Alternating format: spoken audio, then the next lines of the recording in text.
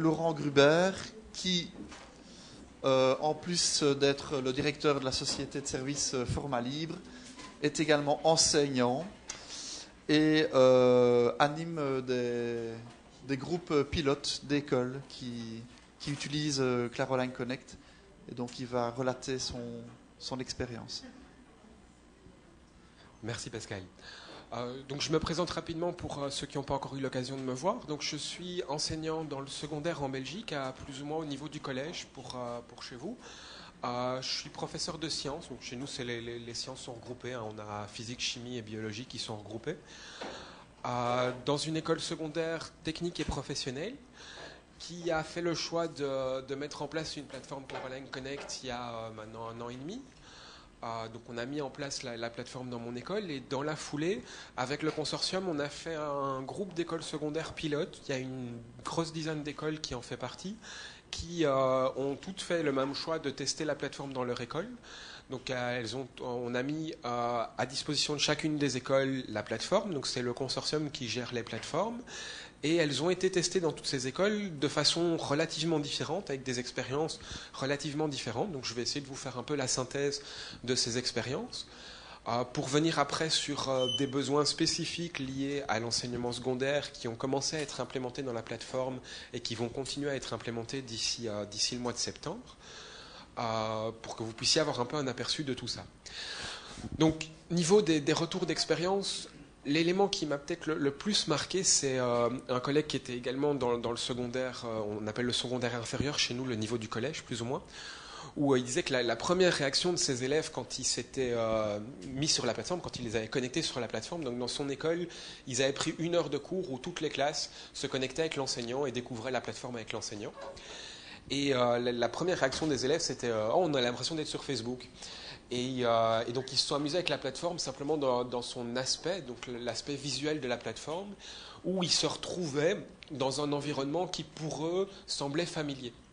Du coup, ils ont assez rapidement adhéré.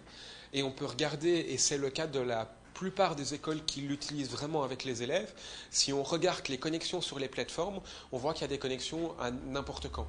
On peut retrouver des élèves qui sont connectés à 3 heures du matin. On se demande ce qu'ils font là. On s'est posé la question d'ailleurs à une des réunions du groupe pilote de qu'est-ce qu'on fait de ces connexions à 3 heures du matin. Pour le moment, on constate. Voilà, il y a un réel intérêt puisqu'ils sont dessus, on les voit le mercredi après-midi, on voit qu'ils travaillent dessus, on voit qu'ils s'approprient cette plateforme. Et c'est a priori dû, entre autres, à cet aspect, à cette familiarité qu'ils ont avec l'outil, qui ressemble finalement aux outils qu'ils utilisent habituellement, d'autant plus que c'est le cas de certaines écoles où ils ne l'utilisent pas du tout sur un PC, mais sur une tablette. J'ai des collègues à moi aussi qui l'utilisent depuis leur GSM, selon ce qu'ils doivent faire. Donc le fait que ce soit comme ça plurimédia va aussi favoriser l'adoption par les élèves, parce qu'ils sont beaucoup sur tablette, eux. Et du coup, ils l'utilisent beaucoup dans ce cadre-là. Donc ça, c'est l'élément marquant dans la réaction, je veux dire, des élèves. Au niveau des réactions des enseignants, le cas que je connais le mieux, c'est celui de mon école. Et là, on a vraiment les 2 grands profils. Il y a ceux qui sont plutôt adeptes et qui rentrent rapidement dedans. Et puis, il y a des réactions plus difficiles, hein, des enseignants qui sont plutôt technophobes, même très très fort technophobes, et qui ont beaucoup plus de difficultés. J'ai des collègues qui n'arrivent pas à se connecter à la plateforme. Je l'ai déjà fait 3 fois à côté d'elle. Quand je suis à côté d'elle, tout va bien, mais dès qu'elle est chez elle, c'est plus possible. Donc voilà, ça c'est des choses qui se passent aussi et des choses qu'il faut gérer. Du coup, ce qu'on a choisi de faire, en tout cas dans le cas de mon école, c'est de faire du tutorat. Donc elle est accompagnée par ses collègues qui l'aident à faire les choses et elle le fait plutôt à l'école. Maintenant, c'est une vraie minorité. Hein. J'ai une collègue qui est vraiment technophobe et 2-3 autres qui ont un peu plus de mal. La grosse majorité des enseignants peuvent quand même rentrer assez facilement dedans. Par contre, ce qu'il faut faire pour faire rentrer les enseignants dedans, c'est de trouver une accroche, trouver une raison de les envoyer sur la plateforme. Et là, de nouveau, les écoles, la dizaine d'écoles ont choisi des stratégies différentes, mais qui fondamentalement sont toutes basées sur la même idée, c'est de choisir 1 ou 2 éléments dans la plateforme qui vont être rendus incontournables pour que les enseignants soient obligés d'utiliser la plateforme parce qu'ils doivent faire ça dedans. Dans le cas de mon école, c'est une des choses qu'on a rajoutées dans la plateforme, c'est la possibilité de faire les bulletins sur la plateforme. Du coup, tous les enseignants vont faire les bulletins là. Alors avant, ils devaient le faire à l'école sur un fichier Excel. Du coup, le fait de pouvoir le faire de chez eux à la maison, c'est quelque chose qu'ils adorent. Et donc, ils sont très très facilement rentrés là-dedans parce que pour eux, c'était une vraie plus-value. Et à partir de là, ils se connectent à la plateforme et puis ils découvrent les autres possibilités. Ils découvrent la possibilité de créer des cours, etc. Et ils rentrent dedans. Ça, c'est le choix qui a été fait dans mon école. Une autre école, la direction a décidé que toutes les informations passaient par la plateforme Claire Online. Donc dès qu'ils envoient des avis, des informations aux professeurs, tout est mis là-dessus. Ben, de nouveau, les enseignants, ils se connectent pour avoir l'info, pour savoir les dernières infos sur les remises des bulletins, sur les conseils de classe, sur tout ce qu'ils ont besoin d'organiser, la journée pédagogique, etc. C'est quelque chose qu'ils ont besoin. Ils sont contents aussi parce qu'ils peuvent y accéder n'importe quand, depuis n'importe où. Ils vont chercher cette info, du coup ils se connectent sur la plateforme et puis petit à petit ils découvrent d'autres choses. Encore une autre école, là c'est un groupe de professeurs plus spécifiques, c'est les professeurs de mathématiques, où là aussi il y a tout un tas d'informations qui passent par la plateforme. C'est-à-dire qu'ils ont créé un espace d'activité propre aux professeurs de mathématiques et ils l'utilisent pour construire leurs cours ensemble. Et du coup, de nouveau, ils se retrouvent là simplement à échanger autour de leurs cours et petit à petit ils découvrent d'autres possibilités. Surtout que là, l'enseignant qui est moteur est professeur de mathématiques aussi. Et il utilise en fait cet espace-là pour montrer les possibilités de la plateforme à ses collègues, qui petit à petit, du coup, rentrent dedans, font des tests. Donc il y a comme ça tout un tas de possibilités d'accroche, mais le point commun, je pense, c'est que chaque fois, on choisit un élément central une raison qui va amener les enseignants à venir sur la plateforme, et puis on les laissera découvrir le reste petit à petit. C'est la plupart des accroches qui ont été faites. Donc ça, c'est au sujet de l'implémentation maintenant. Si on regarde maintenant ce qui a été fait avec la plateforme, il y a des plateformes qui ont été utilisées très fort pour communiquer entre enseignants. C'est le cas entre autres chez moi. On ne l'a pas encore beaucoup utilisé avec les élèves. C'est beaucoup plus pour faire travailler les enseignants ensemble, puisqu'on utilise tous les outils de la plateforme pour travailler entre nous, pour échanger des informations, pour travailler sur ce qu'en Belgique on appelle le plan individualisé d'apprentissage. Donc on a commencé à mettre en place un module dedans pour ça, qui permet aux enseignants de réfléchir sur les difficultés d'un élève précis, voir comment avancer, etc. Et de proposer des ressources suivantes. On a aussi mis, toujours à destination des enseignants pour commencer, la bibliothèque commence à mettre un certain nombre de ressources et développer un pendant virtuel de cette bibliothèque. On l'appelle le centre d'information et de documentation, qui se retrouve du coup également, il a son espace d'activité sur la plateforme et les enseignants peuvent aller voir qu'est-ce qu'il y a dedans, etc. On est très fort dans la communication centrée sur les enseignants. Une autre école, ils font tout à fait autrement. Là, il y a 4-5 enseignants dans l'école qui sont vraiment motivés. Et eux, ils l'utilisent au jour le jour avec les élèves en classe. C'est-à-dire qu'ils ont fait des parcours d'activité. Ça se passe au premier degré du secondaire avec des écoles, dans l'enseignement différencié. Donc, c'est un enseignement avec des élèves qui ont de fortes difficultés. Et ils utilisent la plateforme pour faire de la différenciation. Donc, ils ont utilisé les parcours d'activité. Les élèves arrivent, se mettent sur la plateforme, lancent leur parcours et vont commencer à aller chacun à leur rythme. Et l'enseignant va passer d'élève en élève pour faire plus un rôle de coach. Directement aussi dans la plateforme. Ils ont utilisé la plateforme aussi directement pour faire des évaluations. Avec l'outil exercice, ils créent leurs évaluations, les évaluations sont faites et sont corrigées directement. Donc ils ont fait le test vraiment avec leurs élèves en classe. C'est un peu, l'opposé de dire où il y a juste les enseignants qui communiquent. Et puis il y a d'autres écoles où ça a été un peu des deux. Ils ont fait un peu avec les enseignants, un peu avec les enseignants. Donc il y a vraiment comme ça plein d'expériences différentes qui sont en cours. Et toutes ces expériences ont permis de valider un certain nombre de choses dans la plateforme, de faire changer d'autres choses, et surtout de voir quelle est la liste des besoins auxquels la plateforme ne répond pas et que pourtant dans le secondaire on aimerait bien avoir en plus dans un outil comme ça. Ce qu'il y a, c'est que c'est des besoins qui sont plutôt d'ordre administratif, qui ne sont a priori pas du ressort d'un LMS directement. Par contre, c'est des besoins qui ont tout intérêt à être intégrés au LMS, parce que ça permet d'avoir un endroit où on a une information complète sur les activités d'apprentissage des élèves. Un besoin, par exemple, c'est le besoin de savoir les présences. On veut avoir les présences de nos élèves. Alors, a priori, ça a l'air très administratif, les présences.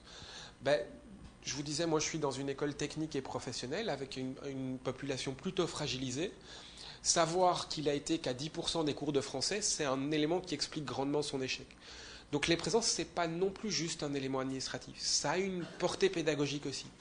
Du coup, l'intégrer avec ça, ça permet de lier cette information à tout le reste. De savoir à quel cours il était présent, ça permet de savoir qu'est-ce qu'il a raté, qu'est-ce qu'il a fait.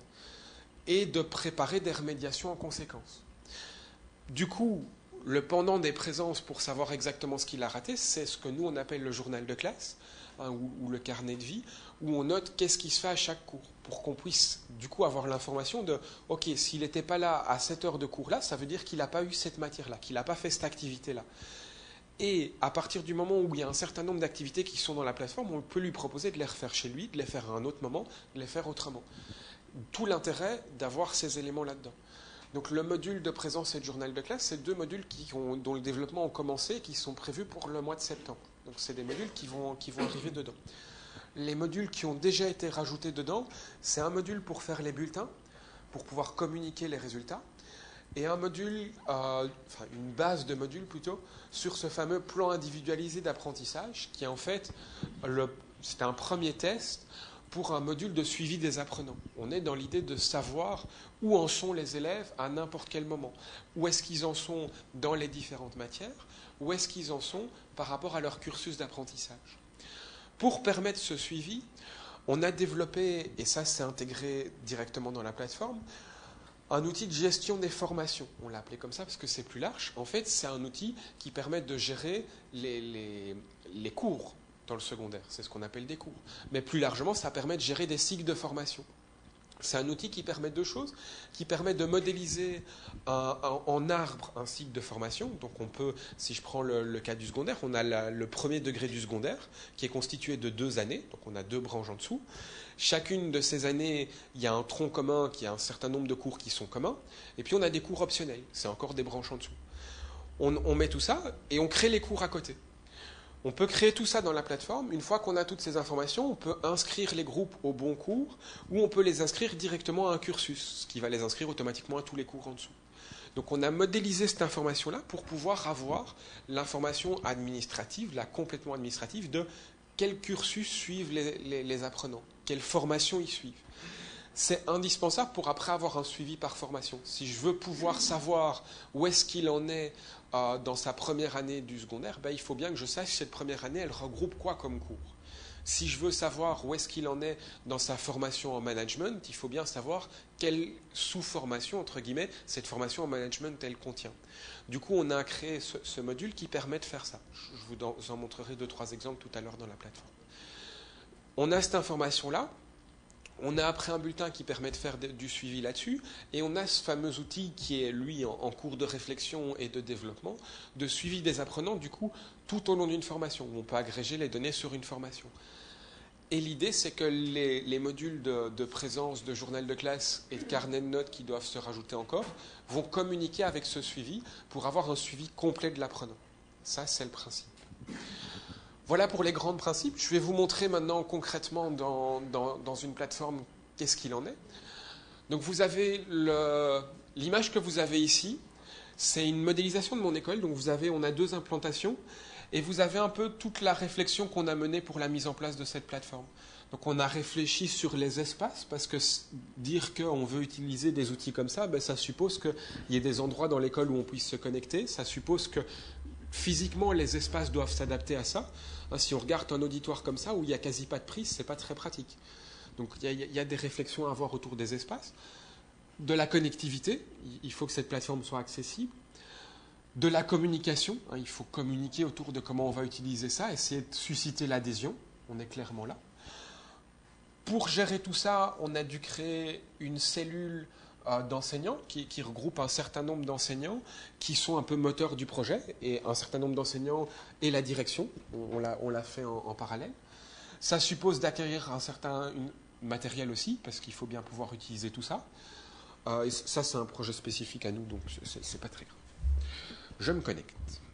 Je vais prendre ce micro-là du coup.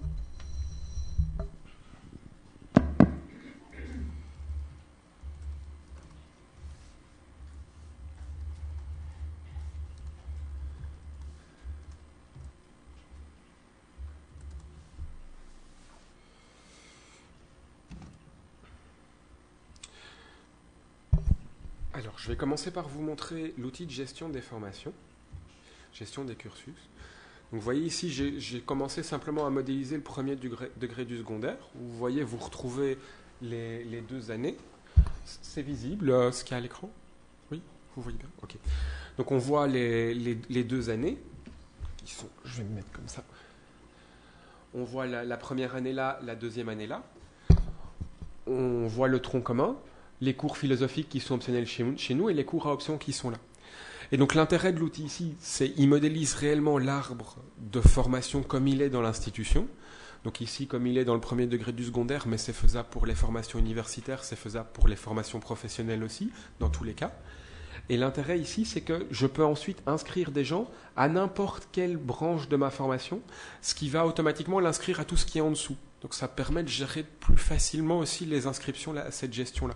Donc tout simplement, ici à côté, j'ai la liste là, enfin j'ai le bouton là plutôt, où je peux aller inscrire des gens. Voilà. J'ai ici ensuite la liste des cours, donc tous mes cours sont créés là. Et si je vais sur un cours, je retrouve qui est inscrit au cours, enfin quelle session de cours j'ai. Parce que si je prends le cas d'une formation, j'ai par exemple ici mon cours de français, j'ai 2 classes en première qui vont suivre le cours de français.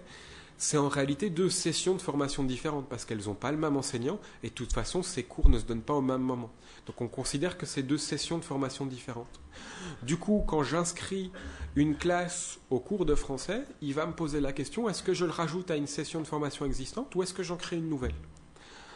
Et si je lui dis d'en créer une nouvelle, il crée une nouvelle session et il va créer l'espace d'activité correspondant. Puisqu'on reste dans l'idée de la plateforme, tout ça est lié à des espaces d'activité. Donc une session de formation, on voit ici, c'est lié à un espace d'activité. Elle a un statut, peu importe, et un certain nombre d'actions qui sont possibles. Si je rentre dans la session, je vois la liste des personnes qui sont inscrites en tant qu'apprenant et en tant que tuteur. Donc je peux aller intervenir là, je peux en rajouter, en supprimer, etc. Ça permet de gérer tout ça. J'ai un module qui permet de gérer les inscriptions plus facilement aussi.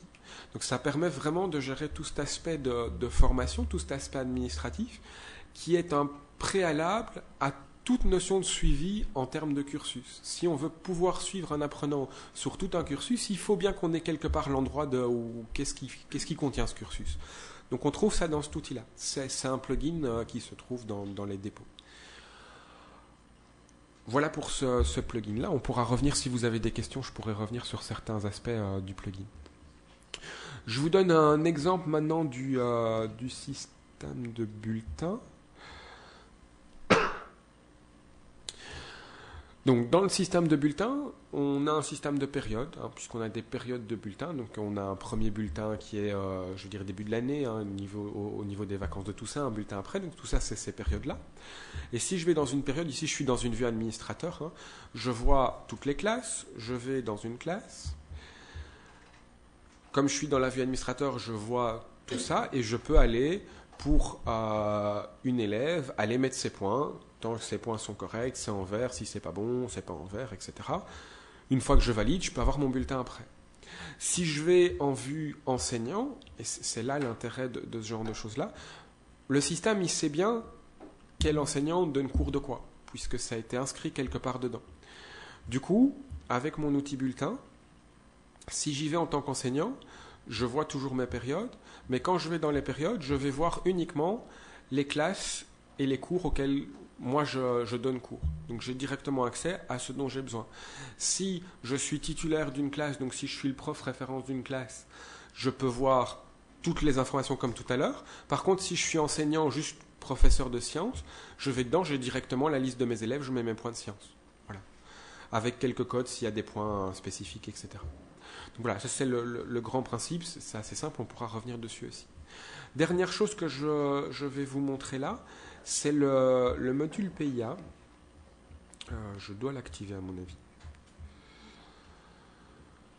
Menu utilisateur PIA.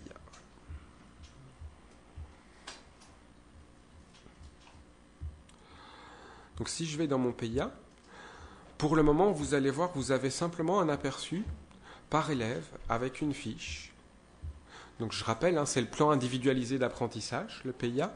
Et donc c'est un endroit où on peut faire le suivi de l'apprenant. Et donc vous avez une fiche où, si sa photo est mise, normalement on retrouve sa photo ici. On retrouve ici toutes les informations du bulletin sous forme graphique. Donc l'idée c'est qu'on puisse en un coup d'œil savoir où est-ce qu'il en est. On doit retrouver aussi les informations de présence, les informations plus détaillées. Et il doit y avoir aussi toutes les remontées sur les exercices qui ont été faits dans la plateforme. Donc l'idée, c'est que tout ça puisse se retrouver depuis un écran. Et ce qu'on a rajouté en plus de cet aspect-là, c'est un endroit où on peut prendre des décisions, des actions sur, OK, qu'est-ce qu'on va faire avec cet élève pour le faire progresser. Donc on a un diagnostic qui est fait, le diagnostic avec tous ces éléments-là. Et puis ici, on a une liste d'actions qui peuvent être faites. Donc pour cet élève-là, par exemple, on a pris l'action de lui demander de faire une feuille de route, ce qu'on appelle une feuille de route, c'est-à-dire mettre ses cours en ordre et de demander à tous les enseignants est-ce que son cours est bien en ordre. On a dit, OK, c'est ce qu'elle a besoin, on va lui demander de faire ça, on l'inscrit dedans et puis on peut faire un suivi de est-ce que ça a été fait, etc. etc. Donc ça, c'est ce qui est occupé. Alors c'est en développement, c'est en réflexion, il n'y a rien de figé, mais c'est ce qui va se rajouter aussi à terme. Voilà, j'ai fait le tour des éléments principaux. Donc si je résume les spécificités un peu du secondaire, on a la question de la gestion des formations, mais qui est beaucoup plus large que juste le secondaire, ça va pour tout le monde. Mais c'est un préalable à tout. Une fois qu'on a ça, on a un besoin de présence, journal de classe, carnet de notes, bulletin pour communiquer ses notes. Et alors, nous on appelle ça PIA, mais en fait c'est un suivi des apprenants. C'est là-dedans qu'on est. Et donc là, on a fait quelques tests dans le cadre de ce groupe pilote. Après, il y a une réflexion plus large sur le suivi des apprenants qui est menée dans le consortium pour avoir un outil qui soit plus générique et qui soit adaptable pour tout le monde. Voilà, je pense que j'ai dit l'ensemble des informations que je voulais dire. Donc je crois qu'il nous reste 5 bonnes minutes pour les questions. Pascal, c'est juste? Est-ce qu'il y a des questions? Alors, pendant que certains préparent leurs questions, j'invite l'orateur suivant peut-être à déjà venir se préparer. Toutes ces fonctionnalités, c'est combien de plugins? Un ou plusieurs? Non, chaque fonctionnalité, c'est un plugin. Chaque fonctionnalité, c'est un plugin différent. 5 ou 6, je pense, avec tout ce que j'ai dit. D'autres questions? Oui. Oui, bonjour. Enfin, bonjour plutôt. Bonjour. Moi, j'ai une question par rapport à certains établissements, en particulier en France, les privés sous contrat, ont un certain nombre de logiciels, pour ceux qui connaissent Charlemagne, Aplomb, des choses comme ça, où on gère également tous les aspects administratifs et également les aspects financiers liés à l'inscription des étudiants. Donc, on est un peu dans la logique de cohérence hier. Et est-ce que il y a possibilité d'associer donc la plateforme dans le secondaire à des structures genre à ces logiciels? Alors techniquement c'est possible, les API sont là, possible. après c'est des développements spécifiques à chaque logiciel. Une des difficultés, c'est sur des structures qui ont déjà leurs habitudes, les faire basculer, c'est pas évident, alors que si on peut faire travailler ensemble la plateforme avec ce qui existe déjà. Techniquement, dans Clara Connect, tout est là pour permettre ce genre d'intégration. Après, il y a un développement spécifique qui va être propre à chaque logiciel pour l'intégrer dedans correctement. Donc il faut voir qu'est-ce qui est pertinent à faire là-dedans. Mais oui, c'est faisable.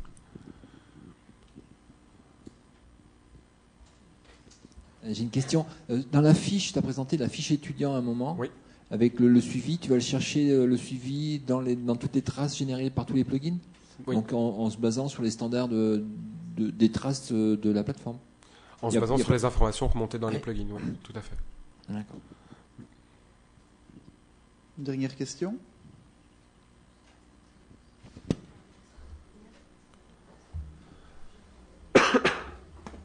Pour avoir rencontré les mêmes questions d'enseignants du secondaire, je suis aussi en Belgique, est-ce qu'il y aura aussi un système prévu pour la communication avec les parents?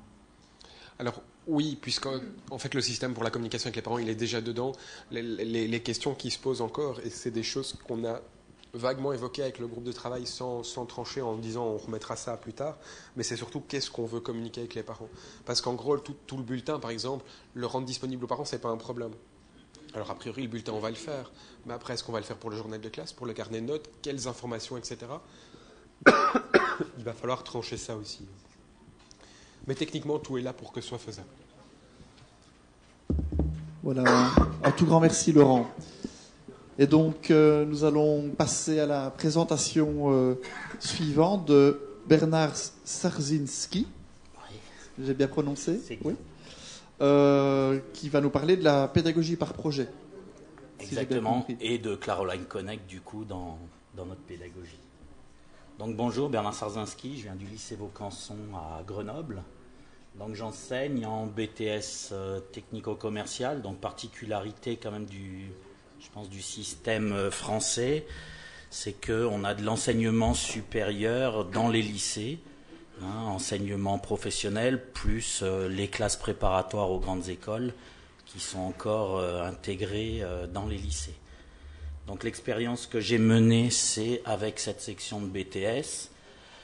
Nous, on a un avantage, on va dire, c'est que on n'a pas de support informatique et donc en fait on fait tout nous-mêmes. Donc ce qui fait que il risque pas d'avoir de conflit entre la technique et le pédagogique puisque on doit tout faire. Donc cette plateforme, moi je l'ai mise en place. C'est vraiment, on va dire, hors institution, puisqu'il est hébergé sur un site personnel. Donc vous y accédez, btstechnico.com. Et donc c'est hébergé en Belgique d'ailleurs. Mon hébergeur est en Belgique. Et on devrait normalement utiliser un ENT de la région Rhône-Alpes. Le choix qui a été fait est Cosmos. On est un peu dans la difficulté avec la région qui choisit des ENT à mettre en place pour tout le monde. Et puis ça marche pas terrible automatiquement puisque celui d'avant a jamais fonctionné. Donc, et ça a quand même coûté, je crois, entre 7 et 12 millions d'euros à la collectivité. Donc moi je vais vous présenter dans un premier temps les choix pédagogiques, comment on a fonctionné, et puis après je vous montrerai sur la plateforme comment on utilise. Nous, l'entrée elle se fait par l'agenda, donc on en a un petit peu parlé hier, et puis peut-être aussi de voir le module évaluation qui nous intéresse dans notre établissement.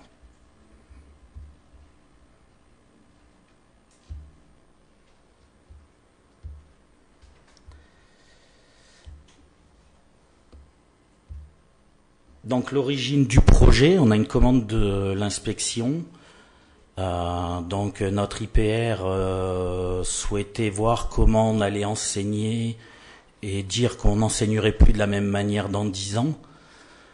Et donc il souhaitait expérimenter quelque chose. Alors moi dans 10 ans, comme je serai à la retraite, je me suis dit autant tester dès cette année. Donc j'ai été volontaire pour tester, c'est-à-dire que on a mis en place un BTS hybride où le choix était de dire on a 75% du temps où les étudiants seront en présence avec un enseignant et donc 25% à distance. Donc à distance, ça peut être, ils peuvent très bien être dans l'établissement, mais sans le support de l'enseignant directement. Donc ça, c'était la première chose. Deuxième importance, c'est l'enseignement de compétences professionnelles, puisque le référentiel est donné avec quelles sont les fonctions d'abord d'un technico-commercial et donc quelles sont les compétences d'un technico-commercial. Donc j'ai eu la chance de participer à l'écriture de ce référentiel en 2000. On a commencé en 2003 et on a fini en 2005. Un peu plus de 2 ans et demi de réflexion par rapport à ce métier, en accord avec la profession, puisque le BTS est quand même mis en place avec la profession et nous principalement avec la chambre de commerce, pas chambre de commerce, pardon. Confédération du commerce interentreprise qui regroupe en gros 1 million d'adhérents. Donc la particularité de ce projet de développement de Claroline Connect, c'était de trouver une équipe d'enseignants de BTS qui voulait à tout prix, qui allait passer à ce système hybride, et donc avec l'utilisation de la plateforme. Donc on s'est mis à rechercher, on était à peu près au départ 3 enseignants, il fallait être 7 ou 8, je sais plus, et donc de trouver un prof de français, un prof d'anglais, puisqu'il fallait que tout le monde, dans tous les enseignements, passe à cette logique de BTS hybride et d'utilisation d'outils informatiques. Et puis l'origine du projet, c'est que moi, ça fait un moment que je suis pour le développement de tout ce qui est libre et gratuit, et de dire ça va pas coûter bien plus cher à l'institution déjà, l'utilisation de ces outils. Donc actuellement, ça leur coûte 0. Et puis de dire que dans le monde du libre, on a plein de choses intéressantes. Alors moi, la première fois que j'avais testé Claroline, j'avais une version portable que j'avais trouvée sur Framasoft, et donc j'avais commencé à installer sur clé USB une application portable de Claroline qui fonctionnait relativement bien. Donc les choix pédagogiques, on est dans un premier temps, c'est poser des questions sur qu'est-ce qui fonctionnait pas, et comment on allait intéresser nos étudiants à la formation et qu'ils deviennent des technico-compétents. Donc on peut soit être nostalgique et dire il y a 30 ans les étudiants étaient pas les mêmes, c'est une évidence. Aujourd'hui sont ce qu'ils sont et il faut les former, c'est ce qu'on disait un peu ce matin, eux s'approprient les outils, voient les choses différemment, donc il fallait changer. Donc on est sur cette logique de compétences, et la définition que j'ai récupérée, il y en a plein, mais ce qui nous intéressait, c'est de dire qu'on est dans des situations où il faut identifier et résoudre de vrais problèmes. Donc ça, c'était déjà la première base. Donc, on a 4 grandes compétences en BTS technico. Il faut être capable de négocier et vendre, gérer et développer la relation client, gérer les informations techniques et commerciales et manager l'activité technico-commerciale. En première année, on essaie de travailler principalement sur les 3 premières compétences. Donc le référentiel décline des sous-compétences et ce qu'il faut arriver à atteindre avec des niveaux taxonomiques aussi on peut avoir pour savoir jusqu'où on doit aller au niveau de la compétence. Donc nos choix, c'était de dire que, donc là j'ai repris, et j'espère que je ne me suis pas trompé, qu'elle est bien de Philippe Mérieux, cette phrase en 96, qui disait que donc changement culturel, on passe d'une logique on passe à une logique de coaching, d'entraînement, et surtout c'est que on construit ses compétences face à des situations d'emblée complexes, et il s'agit d'apprendre en le faisant à faire ce que l'on ne sait pas faire, donc de trouver des situations complexes, mais où l'étudiant va réussir à construire quand même et à être compétent dans différents domaines. Alors, nous, tout ce qui est classe inversée, pédagogie numérique, on voit pas bien ce que ça apporte. On est plus dans une logique de dire, en gros, quelle grille de lecture on a au niveau de la pédagogie, comment on conçoit les apprentissages, et puis de dire après comment on va utiliser le numérique, qu'est-ce que ça va nous apporter dans notre démarche. Donc, pédagogie, alors je vais passer tout de suite à... Non, il veut pas aller plus haut. Donc simplement, on est dans une situation, donc de projets, avec ce qu'appelle Mérieux les situations problèmes, donc où on a quelque chose à réaliser et quelque chose que l'on va montrer principalement.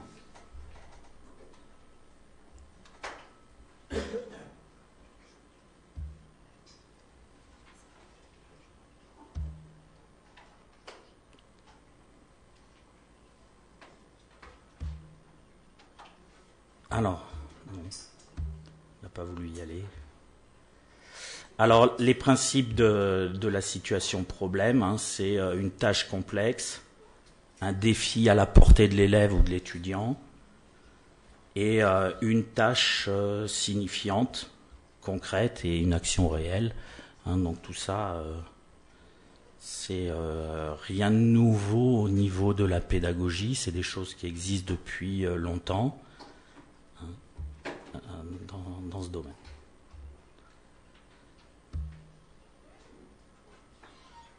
Donc voilà au départ le projet, sur quoi on est parti. Et donc on est arrivé à l'utilisation de Claroline Connect. Donc comment ça s'est passé? Le choix, moi j'avais dit que je rentrais dans ce projet à mon inspecteur que si j'utilisais Claroline Connect. Mes collègues, n'ayant pas de notion sur tout ce qui était les plateformes de formation, m'ont suivi. Et puis j'ai eu l'occasion de rencontrer Christophe Battier à Lyon et de voir en quoi je pouvais avoir de l'aide par rapport à ça. Donc notre plateforme, c'est celle-là, avec une page d'accueil. On a fait faire un concours à des élèves, à des étudiants de première année de BTS Com, qui nous ont réalisé le logo et qui vont nous réaliser la charte graphique de l'ensemble de la plateforme. Donc là, c'est en cours. On a déjà le logo qui est sorti, et puis on aura au fur et à mesure une interface qui est propre. C'est les étudiants qui ont choisi ce nom de Vox Connect, puisque le lycée Vaucanson à Grenoble est connu, c'est la Vox, ancienne école nationale, et donc c'est resté, on a utilisé ce terme de Vox Connect pour le BTS technico. Donc page d'accueil, on met ce qu'on veut, c'est l'intérêt. Nous, les notes sont toujours gérées avec Pronote, donc là on a mis un lien. Et depuis pas longtemps, on a, et j'espère que peut-être ça arrivera sur Claroline Connect, un système de réservation du matériel et donc des tablettes. On a répondu à un projet et on a obtenu 4 500 € pour notre projet de développement et on a acheté 15 tablettes avec système un peu mixte entre tablettes et ordi.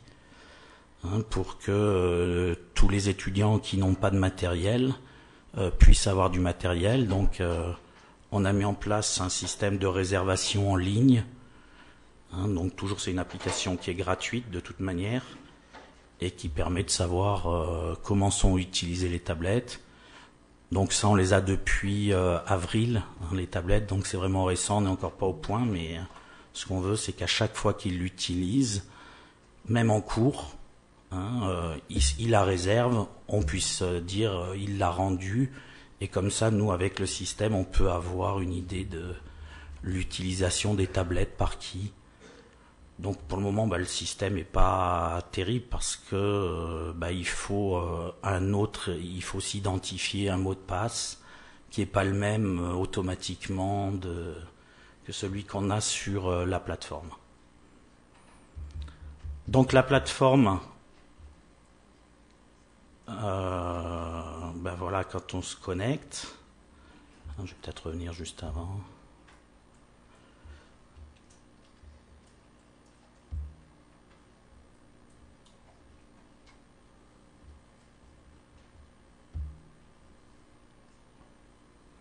Donc l'étudiant, quand il se connecte, Il va être comme ici. Après, on a mis en place un espace d'activité BTS Technico. On pense qu'on va après le faire évoluer. Donc l'étudiant, quand il se connecte, il va retrouver sur l'espace cette partie-là. Donc pour faciliter l'accès aux ressources, on a mis simplement l'icône pour les ressources, pour les parcours, pour les forums, et surtout, nous, l'intérêt, c'est l'agenda, qui est la porte d'entrée sur la plateforme et pour le travail qui est à faire. Donc l'agenda, voilà, l'étudiant se connecte, il a automatiquement les 15 jours qui vont venir, il a tout son emploi du temps qui va varier donc en fonction des semaines. En rouge, donc on a utilisé les différentes priorités.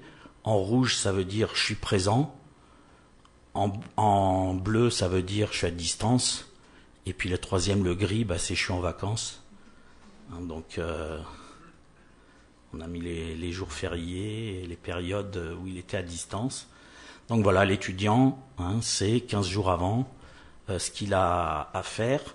L'intérêt, c'est que on peut détailler le travail qui est à faire. Bon, là, il y a juste une petite description, mais on peut mettre ce qu'on veut. Donc nous, pour que l'étudiant soit sûr qu'il sache le travail qu'il a à faire, on le met dans l'agenda et on le met dans les annonces. De toute manière, à chaque fois qu'il se connecte, il a la liste de toutes les dernières annonces. Donc, il peut pas dire je sais pas où c'est. Et puis dans cette partie-là, on peut très bien mettre un lien vers une ressource ou un lien vers le module évaluation pour rendre le travail. Alors il y a certains enseignants qui rajoutent même les tâches ici. Donc l'étudiant, il l'a 3 fois, il l'a dans l'agenda, il l'a dans les tâches ici, et puis il l'a également dans les annonces. Donc voilà par rapport à ça. Alors comment on a organisé après les ressources ?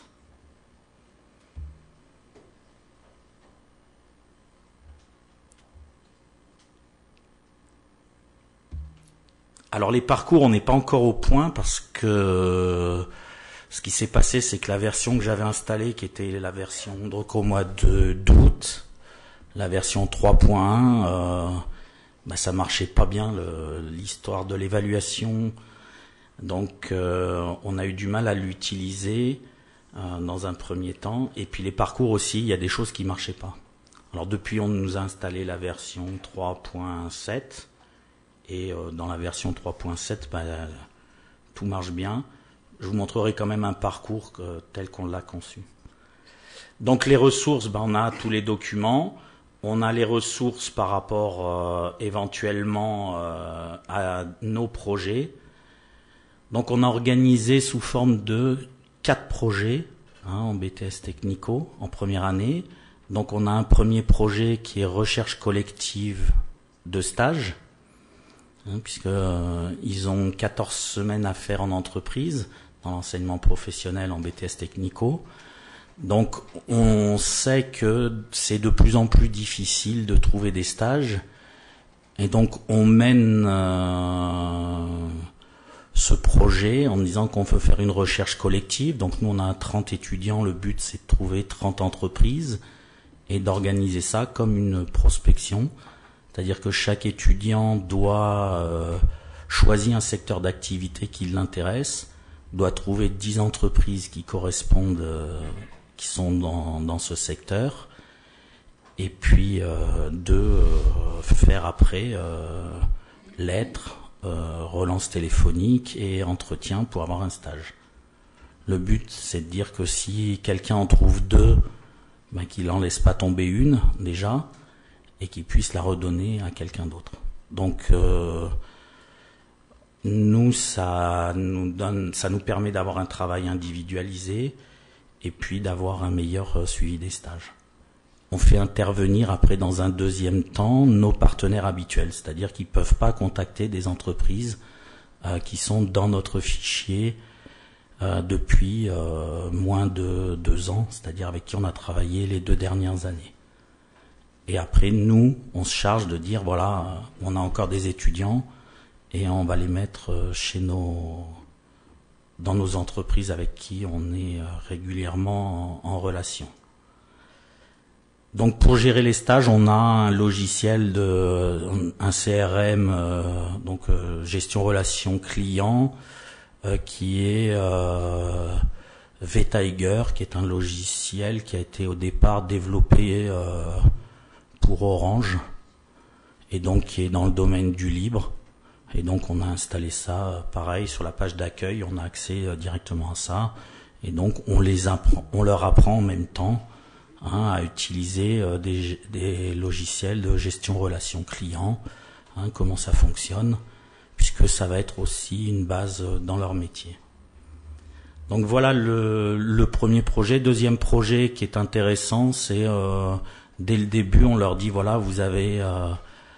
on a un produit qui est un graisseur automatique perma, donc il paraît relativement simple, et de dire il va falloir aller le vendre donc dans les ateliers, puisqu'on a des enseignants qui travaillent sur des machines, et des élèves sur des machines, et d'aller proposer une solution de graissage automatique.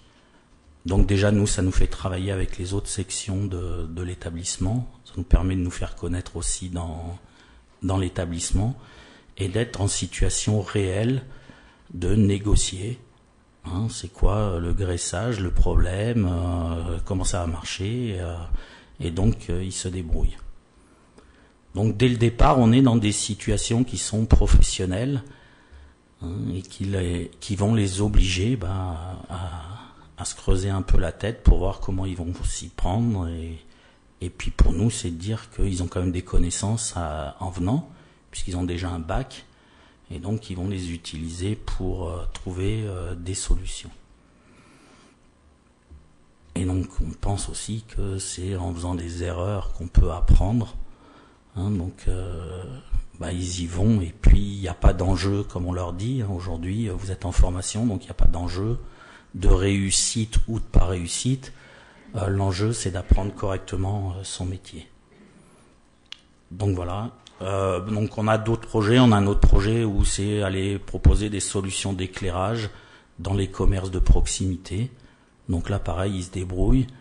Ils vont récupérer des solutions d'éclairage, et ils travaillent avec un logiciel qui est Dialux, qui est aussi un logiciel gratuit et qui permet de faire des études d'éclairage, ce qui est relativement complexe comme travail.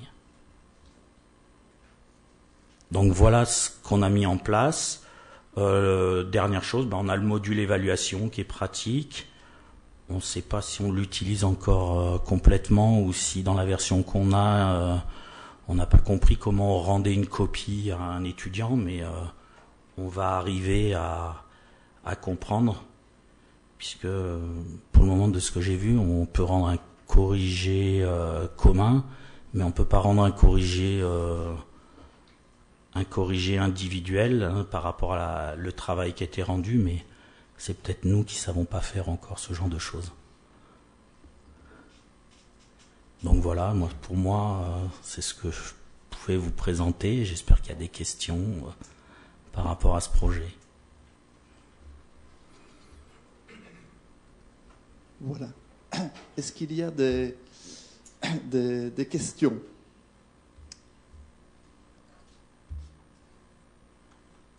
Je vous sens réfléchissant, compatissant.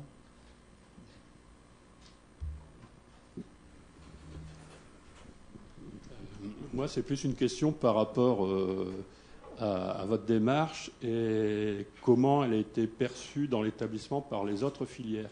Et est-ce que ça a fait des petits ? Alors ça commence à faire des petits. Alors les petits, justement, on a une classe UP2A. Donc UP2A, c'est pour des élèves qui sont non francophones et qui débarquent en France, et on doit leur apprendre le français. Donc on a actuellement une stagiaire de Grenoble 3 qui est en stage dans cette classe UP2A et qui a souhaité, qui a vu la plateforme Claroline et dans le cadre de son mémoire, a inscrit ses élèves. Et puis il y a actuellement un espace UP2A, alors auquel je suis inscrit, donc où elle met, elle a mis en place tout plein de choses, avec t'en penses quoi, par rapport à l'utilisation de forums, l'obligation d'aller mettre, je crois, les cartes mentales, donc tout plein de choses qu'elle vient de mettre en place depuis 1 mois et demi ou 2 mois. Et puis on a un projet maintenant, il y a les profs on a 2 sections sportives, judo et rugby, et qui seraient intéressés pour l'année prochaine à participer à une expérimentation aussi pareil comme les sportifs de haut niveau peuvent être en déplacement, pas être présents dans le lycée, donc cette idée d'hybride et de plateforme les intéresse. Donc ça commence, on n'impose rien à personne, toutes les personnes qui veulent s'inscrire sur ma plateforme peuvent s'inscrire. J'ai des profs d'autres sections de BTS qui s'inscrivent. Donc voilà, c'est bien dans cette logique de partage qu'on a mis ça en place.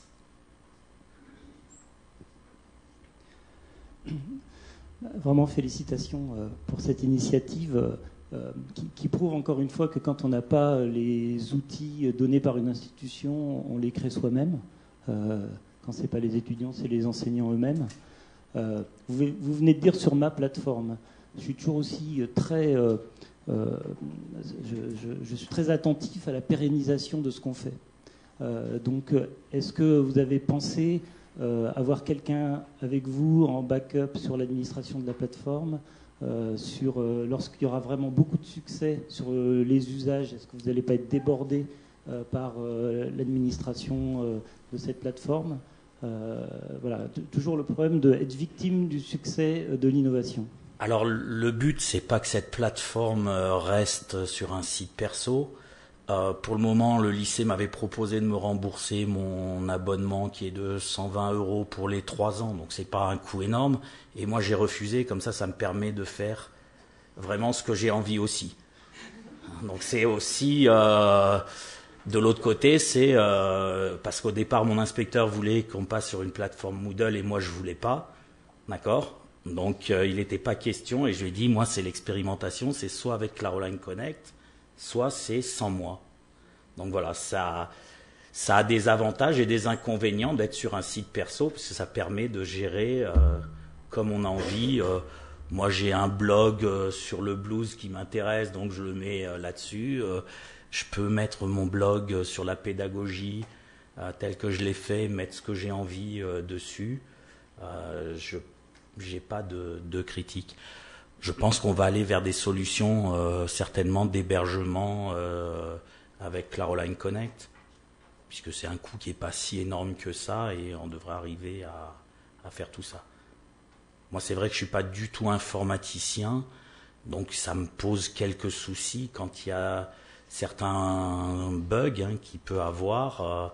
Je ne suis pas capable de faire ça. Je suis capable de l'installer parce que c'est facile à installer. L'administration, la gestion, création de groupe, tout ça, c'est pas compliqué. Puis nous, c'est 60 étudiants.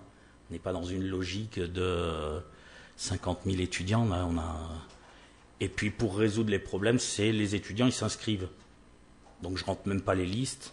En début d'année, ils s'inscrivent et comme ça, j'ai pas de soucis par rapport aux inscriptions. Ils choisissent leur mot de passe, ils choisissent leur identifiant. Ils font comme ils veulent. Alors, pendant la dernière question, j'invite Jean-Bertrand à aller s'installer pour l'intervention suivante.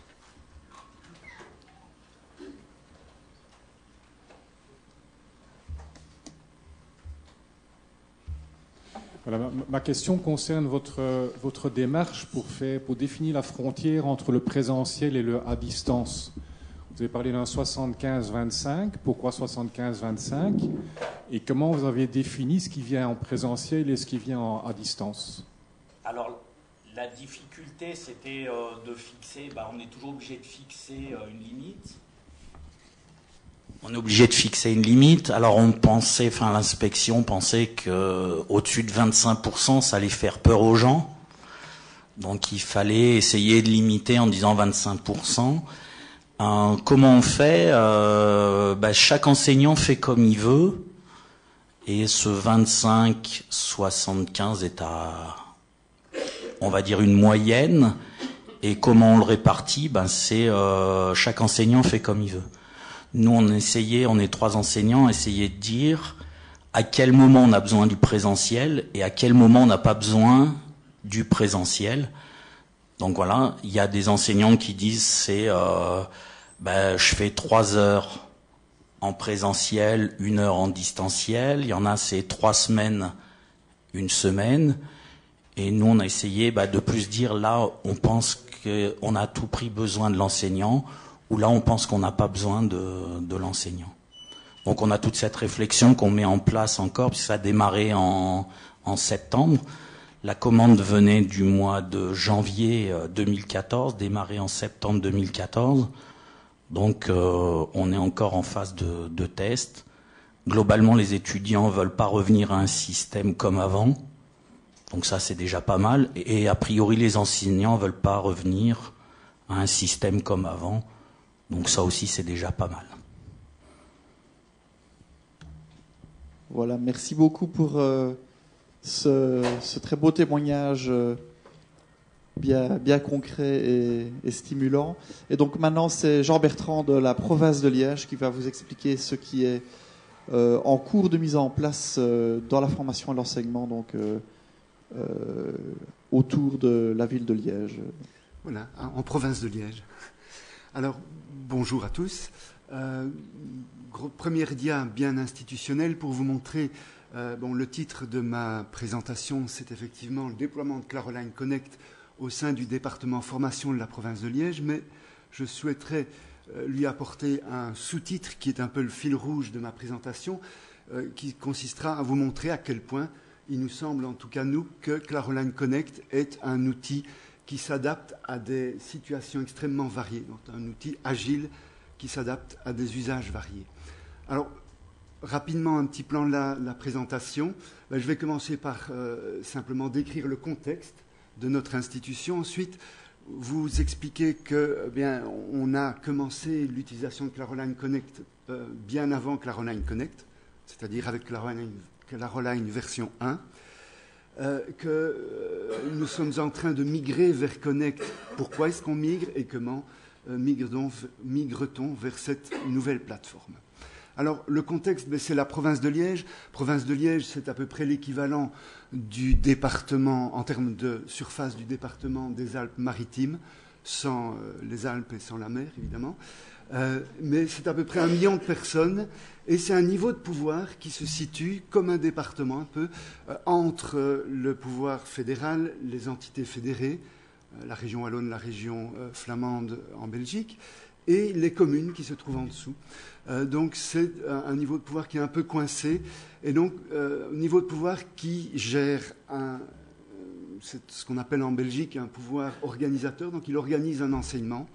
Il organise des formations et donc ce niveau de pouvoir s'occupe de formation et dans ce cadre-là d'innovation pédagogique et c'est d'innovation pédagogique dont il est question aujourd'hui puisque je vous parle de cette nouvelle plateforme. Alors notre histoire avec Claroline version 1 commence en 2011. En 2011, on a commencé à installer les premières versions pour nous de Claroline. Et ces versions, notre choix de Claroline version 1 reposait sur un certain nombre de critères. D'une part, la simplicité d'installation, la simplicité de configuration et de personnalisation. Côté utilisateur, ce qui nous importait aussi, c'est qu'elle soit facile à utiliser. Et ce qui nous intéressait pas mal dans Claroline version 1, c'était sa possibilité de s'adapter, notamment à la communication. C'est un outil qui permet la communication, la collaboration et également l'accompagnement de l'apprentissage. D'autre part, elle avait des atouts supplémentaires en ce qui nous concernait, puisqu'elle Elle était, j'ai envie de dire, locale, puisque Louvain est proche de Liège. Elle était francophone, et elle l'est toujours.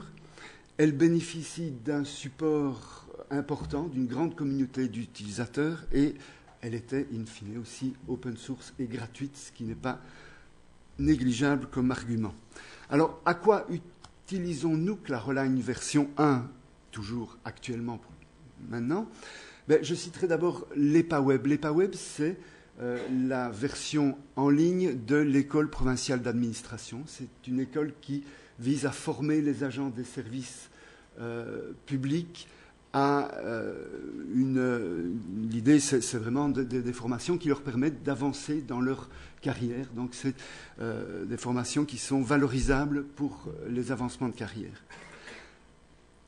Alors, l'utilisation de cette plateforme EPAWeb s'est faite assez progressivement. On a commencé par 1 ou 2 cours, et puis chaque année, on en a rajouté. Et actuellement, bien, on a notamment des cours de finance. Le cours de finance communale et provinciale est à sa 3e version.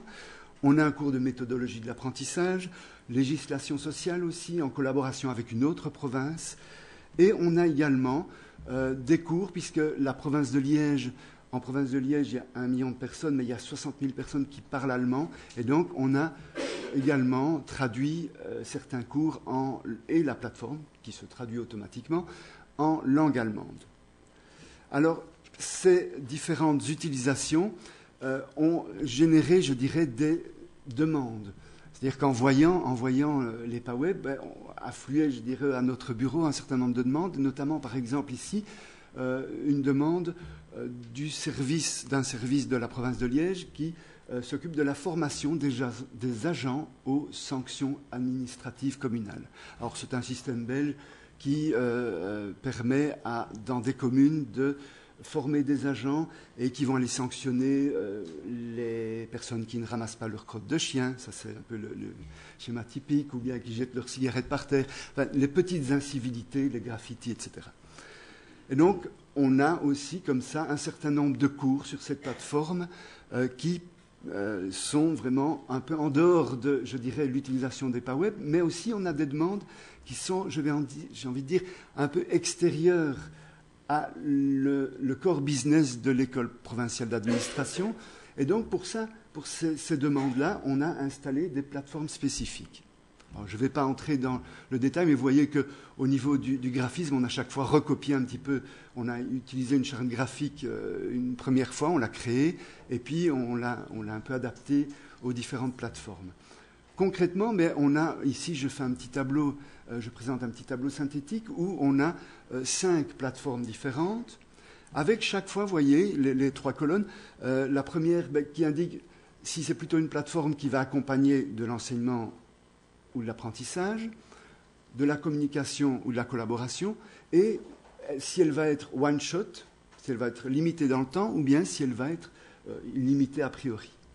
Alors, de ce petit tableau, on se rend compte qu'effectivement, on a des usages qui sont variés, on a des utilisations qui sont diversifiées, et donc, l'idée, en fait, que de migrer vers une nouvelle plateforme vient notamment de cela, du fait qu'on a de plus en plus de demandes, et on s'est dit, on ne va pas commencer à installer 5, 6 plateformes, on en a déjà 5, mais 7, 8, 9, 10 plateformes, ça ne va plus être gérable. Chaque fois qu'il y a une mise à jour, on doit la faire 5, 6 fois, ou autant de fois qu'il y a de plateformes.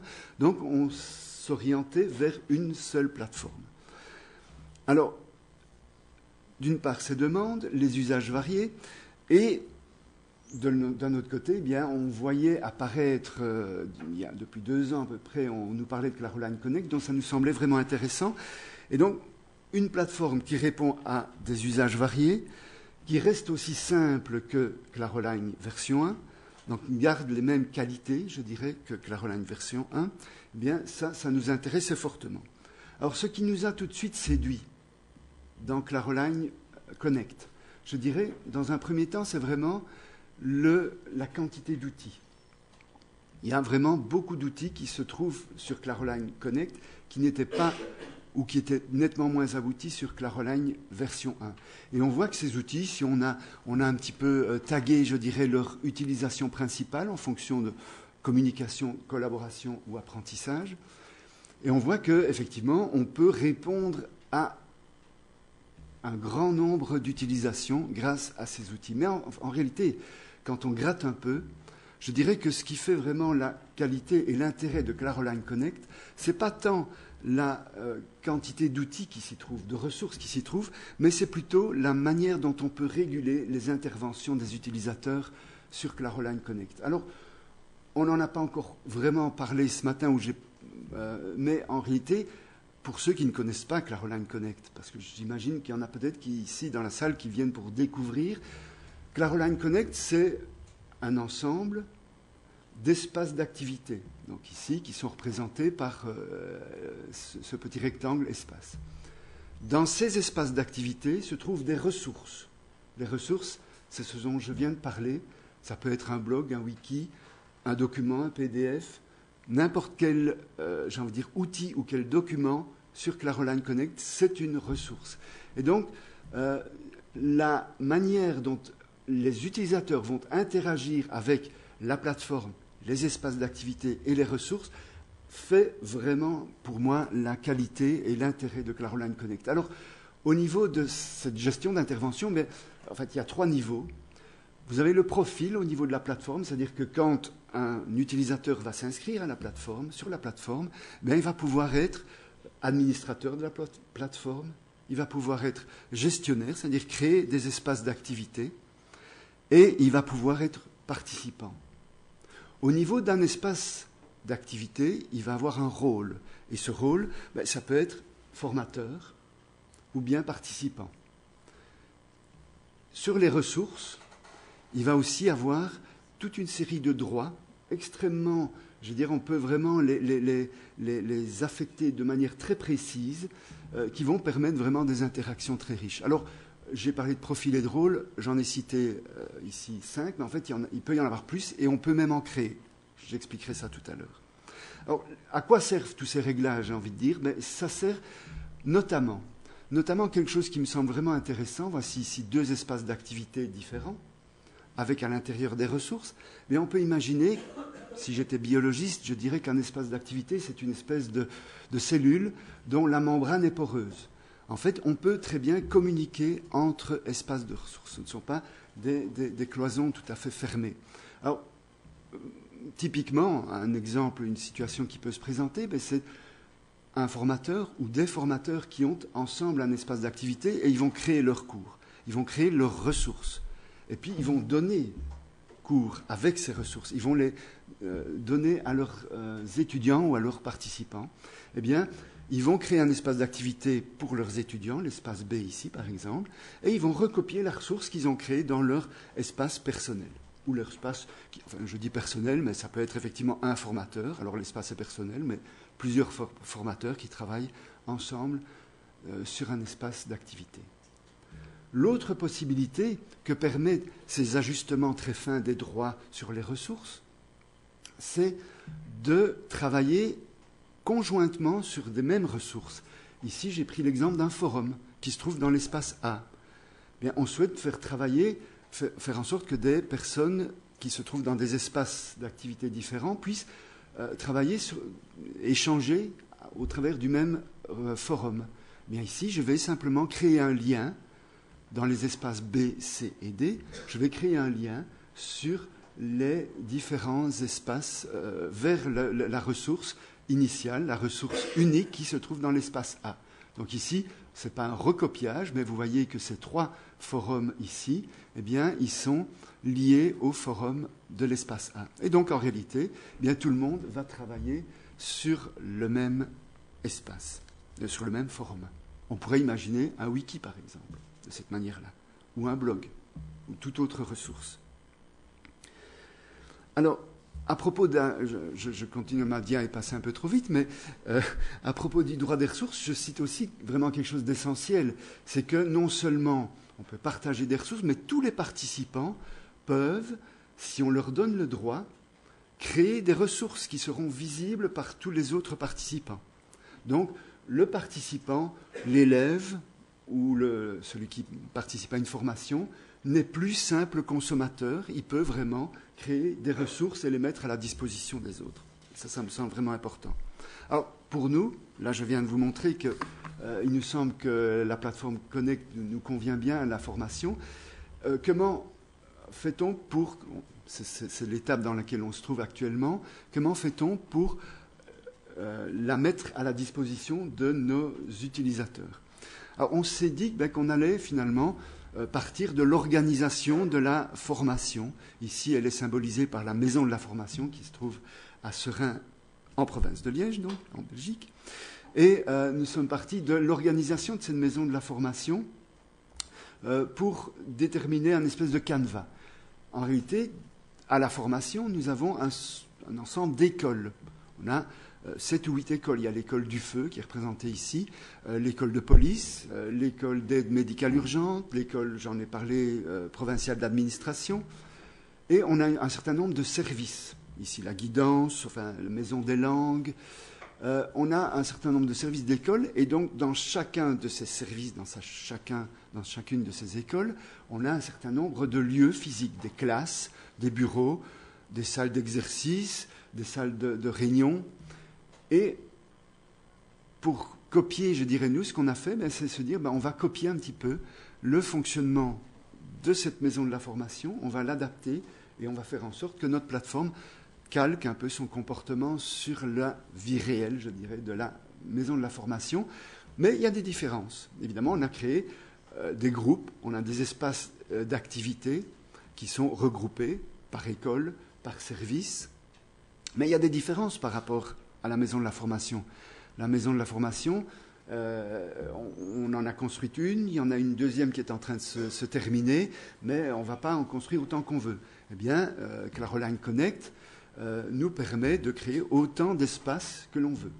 Deuxième différence, c'est que on peut aussi, au travers des espaces d'activité, même s'ils sont tous identiques au départ, je veux dire, on a un espace vide, mais on a à l'intérieur de cet espace tous les outils qui nous permettent de l'aménager. On a le pot de peinture, le seau de peinture, on a les bancs, les tables, les chaises, les vidéoprojecteurs. On a en tout cas tout ce qui ferait en sorte qu'on pourrait vraiment personnaliser une salle de classe. On l'a virtuellement dans notre espace d'activité sur la plateforme Caroline, qu'on a nommé ici au niveau de la province de Liège, mais meformer.be, c'est le nom qu'on a donné à notre plateforme, qui est évidemment son nom de domaine également.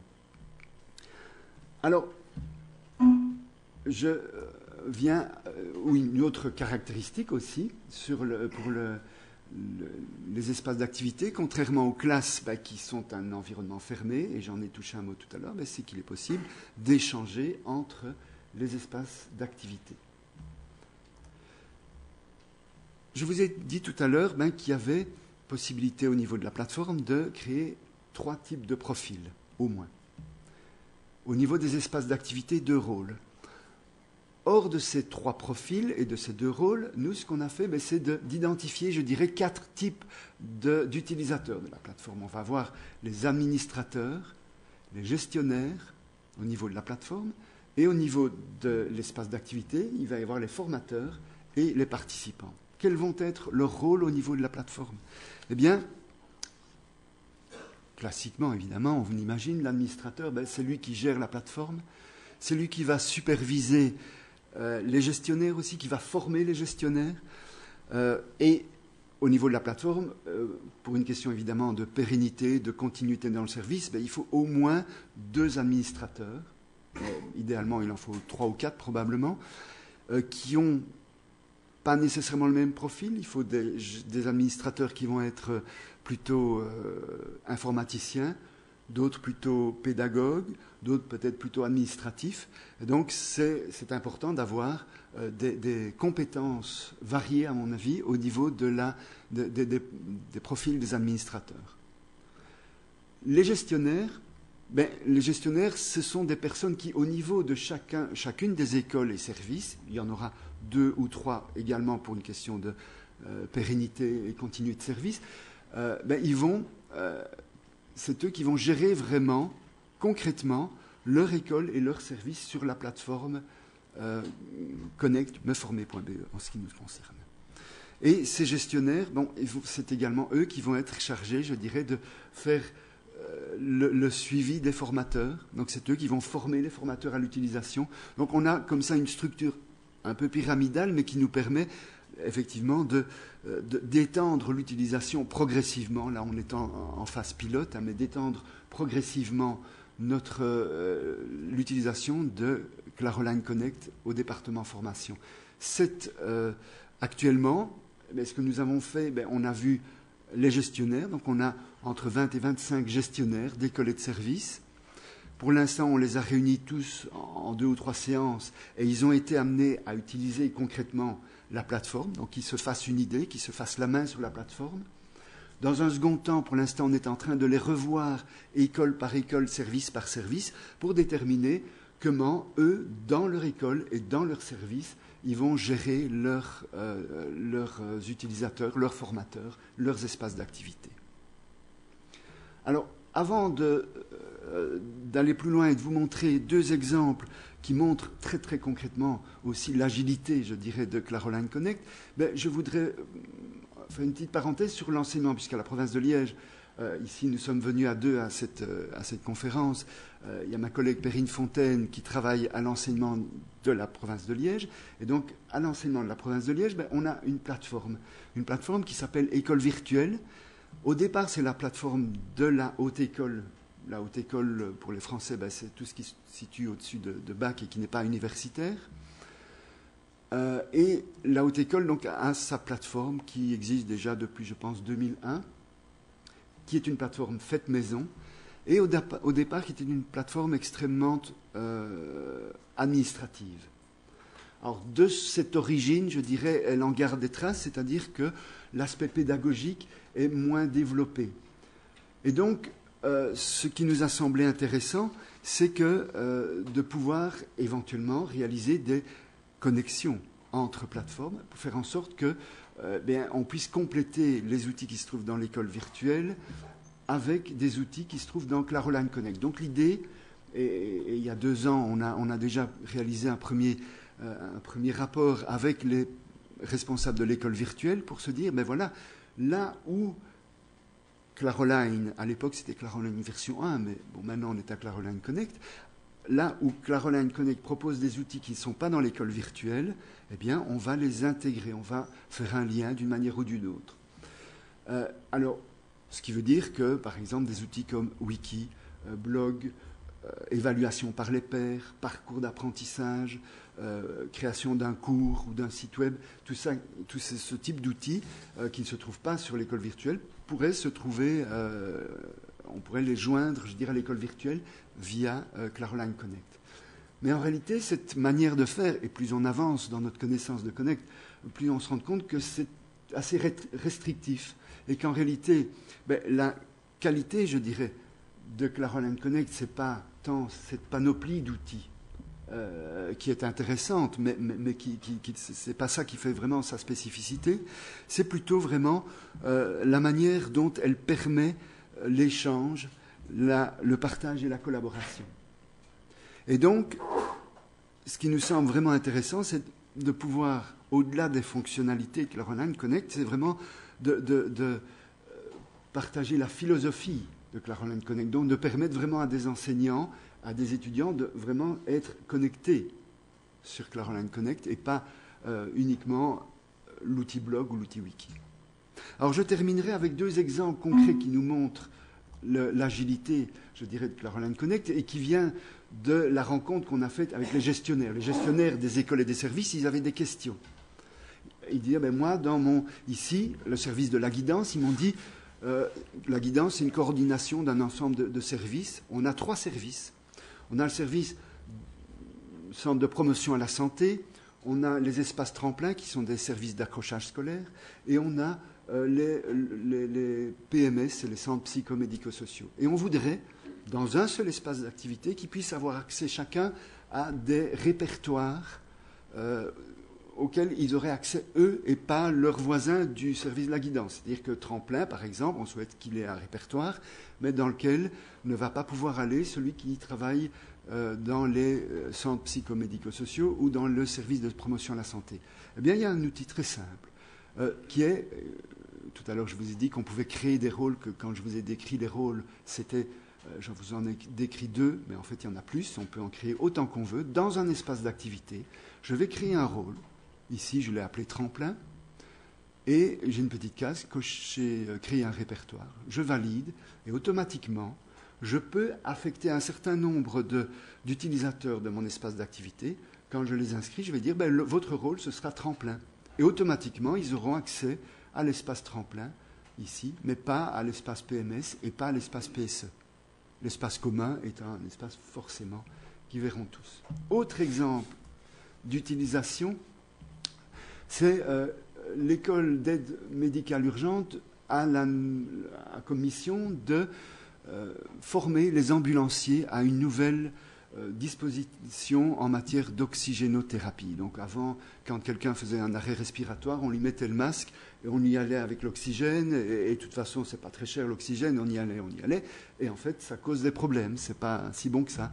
Et donc, il faut maintenant dire, non, en fonction de la personne, en fonction de la pathologie, il faut y aller mollo. Il faut voir ce qu'on met. Il faut utiliser un appareil qui permet de réguler l'apport en oxygène.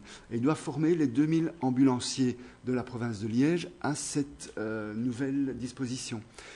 Eh bien, en fait, leur problème à eux, c'est que ces ambulanciers, ils sont dans des services privés, ils sont dans la Croix-Rouge, enfin, ils sont dans des services qui ne sont pas dépendants de la province. Et ils n'ont donc pas, à l'école d'aide médicale urgente, les listes avec les inscrits.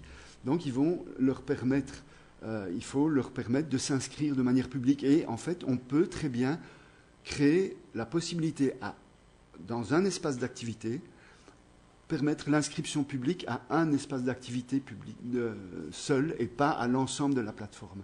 Parce que pour nous, il n'était pas question de laisser l'ensemble de la plateforme ouvert à l'inscription publique. Donc ici, on a la possibilité, un espace d'activité qui sera concerné par l'oxygénothérapie, eh bien lui, les utilisateurs vont pouvoir s'y inscrire de manière tout à fait transparente ici sur un petit formulaire qui est généré automatiquement. Et donc voilà ici une possibilité qu'on a découvert tout récemment, la semaine dernière, en cherchant un petit peu comment répondre à leurs besoins.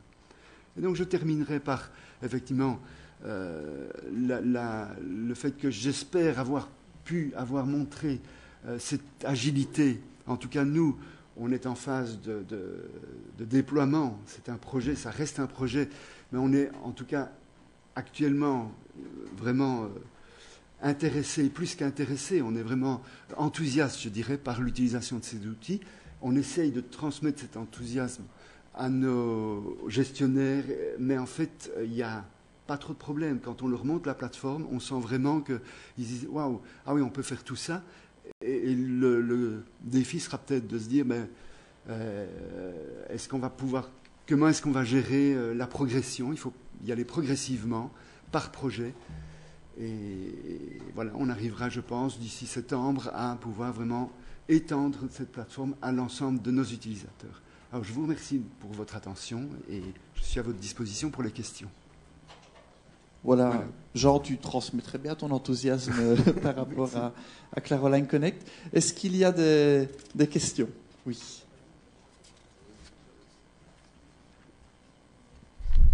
Oui, bonjour. Quel est le nombre d'utilisateurs dont vous parlez à peu près et comment vous gérez ces histoires de volumétrie? Et je pense notamment à l'espace public. Est-ce que potentiellement il y a des milliers, Oui, potentiellement. Est-ce que tout le monde s'inscrit sur vos serveurs du coup? Non. Alors actuellement, elle est en phase on est en phase de projet. Elle n'est pas sur nos serveurs. C'est Laurent qui est ici, qui est là au bout, qui la gère donc sur ses serveurs à lui. Dès qu'il y aura une version stable, on la basculera sur nos serveurs. On a des informaticiens qui sont prêts pour ça. En termes de volumétrie, oui, l'école de police, par exemple, ça peut être jusqu'à 12 000 personnes sur un an. Donc on va vers une volumétrie importante pour l'instant. Et c'est ça que je disais en terminant, on y va vraiment progressivement, quoi. C'est sûr qu'on ne peut pas... On ne peut pas se dire qu'on va démarrer avec tous les utilisateurs d'un coup. Alors là, c'est ça que je terminais aussi, le dernier exemple. On ne veut pas ouvrir complètement la plateforme, faire en sorte que tout le monde puisse se connecter et s'inscrire. Donc c'est ça qu'on trouvait vraiment intéressant, qu'on puisse ne s'inscrire que sur un espace d'activité, mais pour pouvoir s'y inscrire, il faut avoir le lien déjà. Parce que la plateforme, voilà comment elle est actuellement, donc il faut se connecter, et si on n'a pas de login, on ne peut pas s'y connecter, c'est impossible. Donc pour pouvoir aller se connecter avec le lien qui permet de se connecter, je veux dire s'inscrire, eh bien il faut avoir ce lien, donc c'est pas possible. Donc là c'est vraiment un peu, c'est verrouillé, oui. Voilà une dernière question.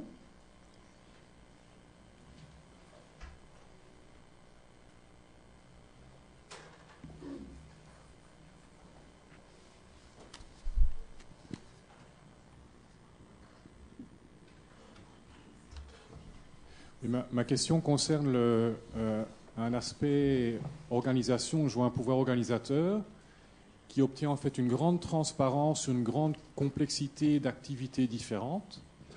Donc ce qui semble donner quand même un gros avantage sur un contrôle d'activité. Et la question que je me pose, c'est dans quelle mesure y a-t-il une résistance de pouvoirs plus locaux, d'avoir un pouvoir organisateur qui finalement commence à savoir tout ce qui se passe. Est-ce que ça se fait sans difficulté, sans résistance au changement ou au contrôle ? En réalité, la plateforme Connect du département formation, elle sera utilisée uniquement par les gens qui viennent en formation, par les formateurs, par les gestionnaires, comme je l'ai expliqué.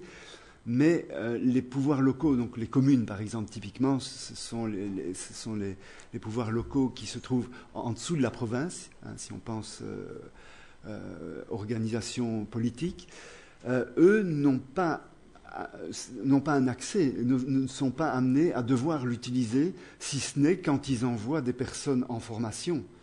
Donc quand ils envoient des personnes en formation, eux vont avoir effectivement ces employés qui viennent en formation, ben ils reçoivent déjà maintenant, puisque c'est ce qui se passe, ils reçoivent un login, un mot de passe, et ils vont se connecter à la plateforme actuellement EPAWeb. Demain, ce sera celle de la formation. Mais les responsables des pouvoirs locaux, eux, ne sont pas impactés, je dirais, par l'utilisation de cette plateforme. Le département formation de la province de Liège n'a pas pour vocation à imposer, notamment aux communes, par exemple, l'utilisation de cet outil-là. Les communes, maintenant, il n'est pas impossible que des responsables de ressources humaines qui viendraient en formation à la plateforme, qui viendraient en formation au département formation, qui découvrent cette plateforme et retournent vers leur pouvoir local en leur disant ben voilà, nous on a utilisé un outil, on aimerait bien l'utiliser, ça c'est autre chose. Mais actuellement, au niveau de cette plateforme est située vraiment uniquement au niveau des formations qui sont dispensées par le département formation de la province de Liège. Je ne sais pas si j'ai répondu, oui. Voilà, un tout grand merci Jean. Et donc pendant que Olivier Geyssen s'installe, Laurent Gruber a un petit complément d'information à apporter. J'en parlais des inscriptions là tout de suite. Juste une des nouveautés assez récentes de la plateforme, c'est on a parlé hier du profil à facettes, hein, donc on peut avoir un profil où on a plusieurs facettes, on peut rajouter plein de champs, et assez récemment on a rajouté la possibilité de faire afficher certains de ces champs-là dans le formulaire d'inscription, ce qui permet d'obliger les gens à compléter ça à l'inscription. Voilà, ça peut intéresser un certain nombre de personnes, ça fait partie des nouveautés toutes récentes. Voilà, merci Laurent. Et donc, Olivier Geyssen va nous expliquer quelle stratégie a été mise en place à la Haute École Léonard de Vinci pour que les enseignants se réapproprient Claroline Connect. Voilà, effectivement. Merci. Bonjour à toutes et à tous. Donc, dans notre institution, on utilise Claroline Connect déjà depuis 1 an et demi pour une partie d'entre elles. Et donc, après avoir passé un cap qui est l'appropriation personnelle, on en est aujourd'hui à une deuxième étape, qui est de rallier les enseignants et les former à cette initiative. Alors, je suis responsable d'une formation et impliqué dans la gestion des TIC ou des TIS dans notre institut. Et je serai aussi votre dernier obstacle avant la pause déjeuner. Voilà, j'ai beaucoup d'illustrations à partager, donc j'espère maintenir le cap. Alors, accompagner les enseignants, on en a parlé hier, y a-t-il un tutoriel? Non, il n'y en a pas pour l'instant. Enfin, si, il y en a en ligne, on peut en trouver. Mais je ne pense pas que c'est la solution rêvée. Donc, il y a du pédagogique là derrière, et avoir des procédures est une chose. Mais arriver à intégrer Claroline Connect et toute sa richesse dans les cours en est une autre. Nous, notre volonté a été d'aller au-delà de la plateforme étagère dans laquelle on range des PowerPoint et des PDF, et vraiment faire prendre conscience de tout le potentiel. Alors c'est tout le défi, ça fait 1 an qu'on y est, et vous allez voir qu'on commence à voir progressivement des résultats tangibles. Alors, j'ai inauguré la toute première plateforme Claroline Connect en production en septembre 2013. Nous étions une vingtaine d'enseignants et 200 étudiants à l'époque. Et depuis 1 an, on a décidé de passer à l'échelle de l'Institut à cette plateforme. Donc depuis septembre, vous allez voir, on a à peu près 2000 à l'utiliser. Et ça s'est inscrit, cette initiative, dans le cadre d'un décret qui a réformé l'enseignement supérieur en Belgique l'année dernière et qui a fait passer les programmes d'une logique de cours à une logique d'unité d'enseignement, ce qu'on appelle en France plus communément des unités de formation, c'est-à-dire des blocs de cours. Et on trouve que la logique de Claroline 1 par rapport à la structure de Claroline 1 ne correspond pas du tout à celle d'unité de formation. Voilà, aujourd'hui notre plateforme, c'est à peu près 2000 utilisateurs pour une 60aine d'unités d'enseignement. Alors ces unités d'enseignement, ces espaces d'activité unités d'enseignement regroupent plusieurs cours, donc vous devez imaginer qu'on gère de l'ordre de 200 à 250 cours derrière ces 60 espaces d'activité. Et donc on a des visites de l'ordre de 400 à 600 et de 4000 à 8000 actions par jour. Donc c'est une plateforme vraiment qui fonctionne sans souci. Alors on n'est pas encore à la toute dernière version, mais c'est très stable et on n'aurait pas des chiffres pareils et on n'aurait pas osé faire le changement si on n'avait pas une certaine garantie quant à la suite. Bon, je dis que nos initiatives vont apporter quelques résultats. Alors, si vous vous arrêtez à la première ligne, vous dites la plateforme étagère, elle est là, ils ont loupé leur pari, effectivement, avec 6000 fichiers déposés. Par contre, si vous analysez le reste, qui sont des ressources, sur une 60aine d'espaces d'activité, c'est loin d'être négligeable. Donc, le rapport est énorme, bien entendu, mais par rapport à ce qu'on a connu par le passé, il y a une évolution et, permettez-moi l'expression, la mayonnaise est en train de prendre et on a bon espoir de voir des dispositifs pédagogiques se réformer et évoluer positivement. Donc pour nous, le défi, il était clair, j'en ai parlé. Claroline 1 est en fin de vie. Que fait-on pour l'avenir? Quel choix pose-t-on dans l'institution? Nos cours sont devenus des unités d'enseignement et Claroline Connect colle parfaitement à cette organisation. Et dans la politique d'accompagnement, il ne faut pas s'arrêter uniquement à la question du matériel, le Claroline Connect pour les nuls dont je parlais tout à l'heure, mais il y a tout le défi pédagogique. Et donc comment allier logiciel et pédagogie, ça a été notre défi depuis maintenant 1 an. Et puis il ne faut pas l'oublier, si on pense prioritairement à nos collègues enseignants, il y a derrière plus de 2000 étudiants à notre niveau qui doivent aussi suivre le train, même si ils sont nés dedans. On l'a vu tout à l'heure, le témoignage d'un des intervenants l'a dit, ils ne sont pas tous forcément à l'aise avec ce type d'outils. Alors au niveau de l'accompagnement, j'ai a posteriori, donc ça n'a pas été planifié, on a travaillé de façon très empirique, je dois le reconnaître, en préparant cette communication. Je suis tombé sur cette synthèse d'une auteure qui en 2009 identifiait 3 étapes, une phase de sensibilisation, la formation donc dans laquelle nous sommes et les phases de recyclage qui viendront le moment venu. Alors la phase de sensibilisation, c'est annoncer l'arrivée du produit, le faire le plus tôt possible, de façon diversifiée, permettre aux enseignants de se préparer psychologiquement et de voir ce qui les attend.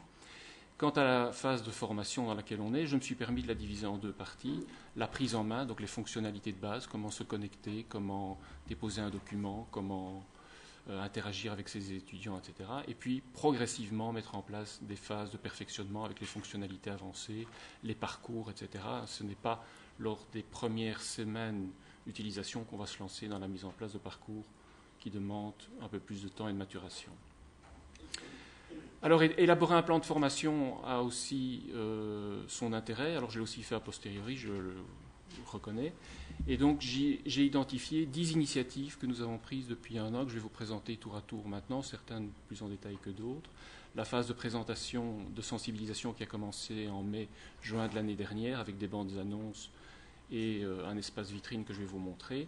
Et puis, différentes initiatives, certaines attendues et sans surprise, et d'autres plus originales peut-être et plus risquées. Voilà. Alors, un premier exemple de sensibilisation, c'est l'utilisation de la bande-annonce. Donc, j'avais pris un pari parce que se lancer dans de l'humour dans une institution de formation, c'est pas toujours bien vu. Donc, j'avais créé 3 petites vidéos d'1 minute avec eMovie pour les 2 premières et Powtoon, si vous le reconnaissez, pour la 3e, pour annoncer de ma façon très mystérieuse et humoristique l'arrivée de Claroline Connect. Donc c'est d'abord le nom de code CC, on nous annonce l'arrivée d'un événement en septembre au nom de code CC. Dans la 2e vidéo, en haut à droite, on apprend que CC n'est pas Christophe Colomb, mais Claroline Connect. Et dans la 3e, on montrait quelques fonctionnalités. Voilà, alors ça a fonctionné, ça a créé un certain buzz, certains ont apprécié, ont trouvé ça amusant, marrant, ont accroché, d'autres se demandent vraiment si on est payé qu'à faire ce genre de choses. L'espace vitrine, alors là je vais prendre quelques minutes pour le détailler parce qu'on y tient beaucoup. Donc vous connaissez les logiciels qui proposent de le tester sous forme de ce qu'on appelle l'espace bac à sable, c'est-à-dire vous avez un logiciel qui est nu, vous y créez ce que vous voulez, quand vous déconnectez, tout est effacé, ça revient à zéro. Nous on a fait l'inverse, on a créé un espace vitrine, alors on est à nouveau dans le second degré, dans le surréalisme à la belle, je vous rassure. Donc, puisque notre réforme de l'enseignement s'inscrit dans la logique de Bologne, on a voulu apprendre nos collègues à faire de la sauce bolognaise. Si on faisait un cours trop rigide, certains d'autres catégories ou d'autres secteurs n'allaient pas adhérer. Et donc, on a fait quelque chose de simple et passe-partout. Et donc, on a créé un espace. Donc, vous voyez les différents onglets. Selon une structure bien adoptée maintenant et qui se généralise de plus en plus, 2 onglets de présentation, nous y sommes, l'accueil du participant, et puis des informations générales sur le cours, et puis des onglets activité 1, préparation, donc il y a le cours de cuisine, l'activité 2 qui est la chimie de la cuisine, etc. Et donc, chaque onglet présente des informations alliant à la fois en rouge des informations liées au cours fictif qu'on a mis en place, et des informations techniques. Alors je vous montre une 2e page, voilà ici, donc la formation, la présentation. Donc le but est de créer une sauce bolognaise.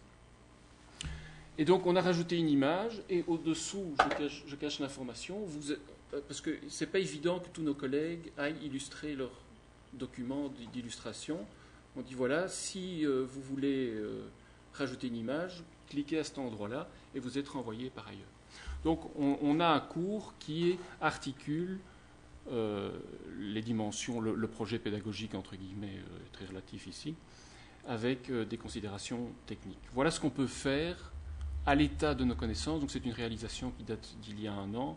Aujourd'hui, on pourrait encore l'étoffer et l'élargir. Voilà donc la partie cuisine. Donc on commence par les acquis d'apprentissage. À l'issue de ce cours, voilà ce que vous serez censé pouvoir réaliser. Et puis on a mis des consignes. Enfin bon, tout ça est tout à fait surréaliste. Par contre, au niveau technique, on insère une vidéo YouTube en disant, ben voilà, vous êtes tout à fait en mesure, on a vu après-dit tout à l'heure, d'insérer des documents directement. Et donc, voilà. Certains enseignants y ont participé, ont trouvé ça intéressant. Le problème, c'est de trouver le bon moment. Ça s'est fait tardivement pour nous l'année dernière, au mois de juin, période d'examen. Donc, on n'a pas eu le succès garanti en termes de fréquentation. Mais ceux qui ont joué le jeu, et si on anticipe suffisamment, ça peut très bien fonctionner. Et j'en ai déjà parlé à l'une ou l'autre personne hier. Je pense qu'on a tous autour de nous des expériences qu'on pourrait mutualiser, et pourquoi pas créer à l'échelle de Claroline ou d'une cellule centrale, d'une plateforme centrale, toute une série d'espaces d'activité que nous pourrions composer en fonction de différentes illustrations pour vraiment contextualiser, montrer ce qu'on peut faire. C'est vraiment le défi quand vous êtes face à Claroline, qu'est-ce que je peux faire, jusqu'où je peux aller, et montrer par des exemples. Alors on peut faire des exemples plus sérieux que celui-ci, bien entendu. Bon, au niveau de la phase de formation, donc en septembre, la plateforme est arrivée très tardivement. On démarre l'année académique le 15 septembre. On y a eu accès une semaine avant, donc on a été un peu précipité dans nos dispositifs d'accompagnement. Bon, ici en présentiel, on est passé dans les amphis. On a présenté lors de l'Assemblée générale des enseignants et des étudiants comment fonctionnait la plateforme. Donc c'est vraiment les fonctionnalités de base, se connecter, accéder à son bureau, c'est quoi son bureau, etc. Avec des PowerPoint donc présentés en amphi et puis qui étaient mis à disposition sur la plateforme. Ça, c'est une des pages de la page d'accueil. On n'en a pas encore parlé aujourd'hui. Donc, lorsque vous êtes sur une page d'accueil, vous pouvez créer un petit menu latéral qui vous redirige vers des pages secondaires. Et donc la page besoin d'aide ici, vous la voyez ici. Donc on publie très régulièrement toutes nos productions, nos fiches TIC, nos ressources. Tout ça est mis à la disposition. Et comme on est sur la page d'accueil, s'il y en a parmi vous qui veulent consulter ces ressources, claroline.vinci.be, vous pouvez y accéder. Donc des ressources en ligne. Exemple suivant. Alors, les enseignants, lorsqu'ils ont pris possession de Claroline Connect, ils se sont connectés et on les a préinscrits et on a créé, aménagé leur espace d'activité. Donc, vous retrouvez la structure du cours de cuisine de tout à l'heure. Chaque UE, donc unité d'enseignement ou activité, espace d'activité, se compose de 2 onglets de présentation et d'information. Et on a réservé pour chacun des cours qui va composer l'unité un onglet activité. Donc il n'a plus qu'à modifier les différents intitulés et y apporter le contenu. Et pour ça, il pouvait s'aider de l'espace Bologne ou d'autres, ou de notre intervention directement en nous connectant. Éviter à l'enseignant de devoir se plonger dans cette étape peut déjà permettre de rassurer certains, même si elle est très simple en termes de manipulation. Exemple suivant, les fiches TIC. Vous voyez qu'on continue dans notre second degré. Les fiches TIC, donc, ce sont des petits modules très courts, très brefs, de 3-4 slides qu'on publie notamment avec Office Mix pour avoir un document interactif. Donc, ce sont des PowerPoint et donc ils sont publiés régulièrement et en fonction de la demande ou de l'évolution des besoins, on crée des nouvelles fiches et elles sont accessibles depuis la page d'accueil que vous avez vue tout à l'heure. Donc ça, c'est des petits tutoriels thématiques très simples. Alors, il y a l'assistance 24 heures sur 24, j'exagère à peine. Donc on a créé un formulaire en ligne qui permet aux enseignants ou aux étudiants de signaler un problème, une difficulté. Donc sur la page d'accueil, un clic, vous avez ici accès à Google Formulaire. Et vous pouvez voir que le fichier tableur dans lesquels sont compilées les questions posées par l'étudiant arrive directement sur un onglet de mon bureau. Vous voyez le 3e onglet, formulaire. Donc moi, je n'ai pas à passer par Google Formulaire pour aller voir les différents documents. Je me connecte à ma plateforme, j'arrive sur mon bureau, je clique sur formulaire et je peux dérouler toutes les questions, celles qui ont été traitées ou autres. Donc ça, c'est très pratique aussi et ça permettait, on est à 3 à gérer cela, d'avoir un temps de réaction relativement bref et efficace. Autre exemple, les webinaires. Alors les webinaires, on ne l'avait pas prévu, c'est venu un peu naturellement. Je participe à mi-temps, en termes d'intervention, je veux dire, au MOOC Learn au carré, et on s'était rendu compte, avec les intervenants, que beaucoup d'entre eux pataugeaient réellement au début et que certains ont probablement abandonné le MOOC Learn au carré au début, vu les difficultés à s'approprier. Donc, j'avais tenté de temps en temps de répondre aux questions des uns et des autres, et puis j'avais le pari un peu fou et risqué de proposer un webinaire. Donc, ce qu'on avait fait avec mon équipe, et donc on a effectivement, durant 1 heure, expliqué les principales fonctionnalités de la plateforme aux participants du MOOC. Et puis l'idée nous est venue de répéter l'opération à 2 reprises par après, une fois lors de la grève des transports en Belgique. Donc, les enseignants étaient coincés chez eux, on avait prévu un atelier et on a basculé l'atelier de présentiel en webinaire. Et alors on a eu l'occasion également de participer à un webinaire avec nos collègues de Saint-Étienne au mois de mars dernier, en février-mars dernier, on avait présenté notre plateforme. Alors l'avantage du webinaire et en particulier de Hangout, c'est effectivement que le dialogue est possible, que la publication de documents fonctionne très bien et qu'on a un enregistrement. Donc les 2 webinaires que j'ai organisés sont toujours visibles et en ligne et disponibles pour qui veut. Alors on n'oublie pas les ateliers en présentiel. Alors important bien entendu d'avoir des ateliers thématiques parce que des enseignants, il n'y a rien à faire. Certains sont tout à fait réticents et allergiques au tout dispositif en ligne. Donc le présentiel, on ne l'oublie pas. On a des ateliers thématiques organisés de façon régulière. Et en janvier dernier, on a organisé notre premier Barcamp où là, des enseignants sont venus présenter leur utilisation. Et donc là, nous, formateurs, on est sortis de notre rôle et on a donné la parole aux novices. Et ça donne un succès, ça a donné de très très bons résultats. Le fait il n'y a rien à faire, nous sommes catégorisés, même si ce n'est pas le cas, comme experts, alors qu'on découvre la plateforme comme eux. Mais donner la parole à des utilisateurs est en soi très intéressant. Alors on a aussi on a créé le concept de lunch camp, après le Barcamp. Donc j'ai inauguré, le terme n'est pas déposé, vous pouvez l'utiliser. Donc sur le temps de midi, là on passe du saucisson au rouge, au sandwich et à la tasse de thé.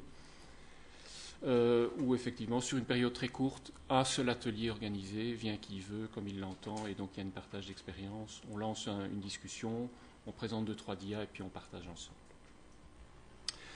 Et puis il y a eu des accompagnements ciblés pour terminer ici. Donc là, 2 exemples que je vais prendre rapidement. Donc une collègue qui voulait s'essayer à la classe inversée dans un cours d'anatomie, où nous avons beaucoup de formations liées au secteur médical et paramédical dans notre haute école, donc beaucoup de difficultés parfois à donner ce cours d'anatomie qui est parfois très transmissif, etc. Comment varier cela? Et donc cette collègue a tenté une expérience, une leçon transformée par un dispositif à distance. Donc ici, on l'a aidé à rédiger sa procédure. Elle a de son côté réalisé des PowerPoint mis en ligne avec Office Mix, donc ce sont des PowerPoint commentés où on peut mettre des quiz, etc. Vous avez également des vidéos reprises, la deuxième vidéo qui est une vidéo reprise de YouTube. Voilà, donc on l'a aidé à concevoir cela. C'était une première expérience.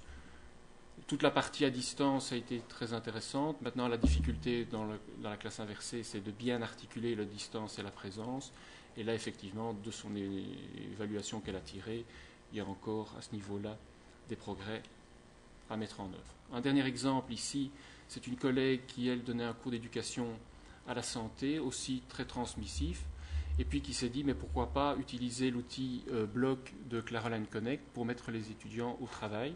Et donc, on a créé un onglet lié à cette activité carnet de bord, avec tout un descriptif, et les étudiants vont devoir créer un bloc dans leur espace personnel, donc vous voyez ici les éléments, et créer un bloc dans lequel, sur base de consignes données par l'enseignant, ils vont compiler, rassembler, traiter, analyser, présenter des données liées à leur alimentation durant tout le premier quadrimestre. L'avantage du bloc, l'enseignant peut commenter chacun des postes de l'étudiant, et donc il y a une interaction qui se fait. Alors la particularité de ce bloc, c'est que comme il compilait des données très personnelles de l'étudiant, son poids, sa taille, enfin c'est le genre de choses qu'on n'a pas forcément envie de divulguer. Donc le bloc était bien créé dans l'espace personnel. Voilà là pourquoi il n'a pas été créé dans l'espace court. Et puis par le jeu des droits dont on parlait tout à l'heure, la gestion des droits, l'étudiant ouvrait le bloc au seul enseignant habilité à commenter et à évaluer son bloc. Voilà, donc ça c'est une expérience qui a été menée, qui est, bon, l'année se termine, qui a donné d'excellents résultats. Donc l'évaluation par les étudiants ont trouvé ça très intéressant de pouvoir traiter, surtout que là ils traitaient des données très personnelles, etc. Et donc le fait de les mettre au travail a vraiment été pour eux un plus et un plaisir dans les consignes et dans les objectifs du cours. Voilà, en bref, je pense avoir ici compilé quelques-uns des éléments clés. Passer à Claroline Connect, je ne sais pas si ce sera le cas pour tous parmi vous et à quel rythme ça se fera, mais anticiper largement la phase d'information, de sensibilisation, d'illustration, montrer le potentiel de la plateforme contextualiser au maximum, donc essayer d'adapter. Bon, la cuisine, la recette bolognaise n'était en rien adaptée à notre institut, donc c'était peut-être pas un bon exemple. Mais faire appel à des créations de collègues pour montrer ce qu'on peut faire avec la plateforme peut être intéressant, illustrer, varier les approches. Donc c'est pas moins de 10 dispositifs qu'on a mis en place, et chacun a trouvé son public. Il y a vraiment des collègues qui ne veulent travailler qu'en tête à tête, qu'en face à face, parce que perdus par rapport aux outils en ligne, ou dépassés, ou gênés, un peu complexés lorsqu'ils sont dans un amphi et qu'il faut lever la main pour poser une question. Alterner présence et ressources en ligne, et alors, bien entendu, pour l'équipe, avoir une certaine disponibilité par rapport à tout ça. Voilà où je voulais en venir. Alors, il n'y a pas beaucoup de sources. On a trouvé juste deux outils qui peuvent vous aider. Pardon. Voilà, si vous avez des questions.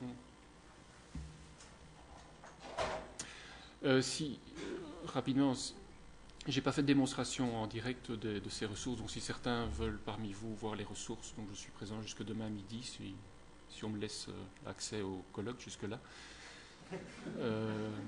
Donc n'hésitez pas à venir me trouver pour voir l'une ou l'autre démonstration. Voilà, des questions? Bon, je sais bien que vous avez faim, mais le timing est respecté.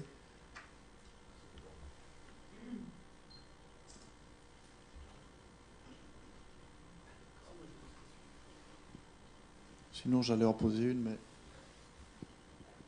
Bonjour, merci pour la présentation. Et j'ai remarqué que vous utilisez un Google Form pour votre formulaire pour le support. Est-ce que c'est un add-on pour le service support pour qu'il puisse, lui, le relever sans connexion automatique? Non. Dans les outils de partage de Google Form, il y a l'outil intégration, donc le code embed, et que je colle dans l'éditeur de texte de Claroline Connect. Dans les fonctions avancées, vous pouvez intégrer du code HTML ou iframe. Okay. Donc tout vient de Google. D'accord, merci. Si je peux me permettre.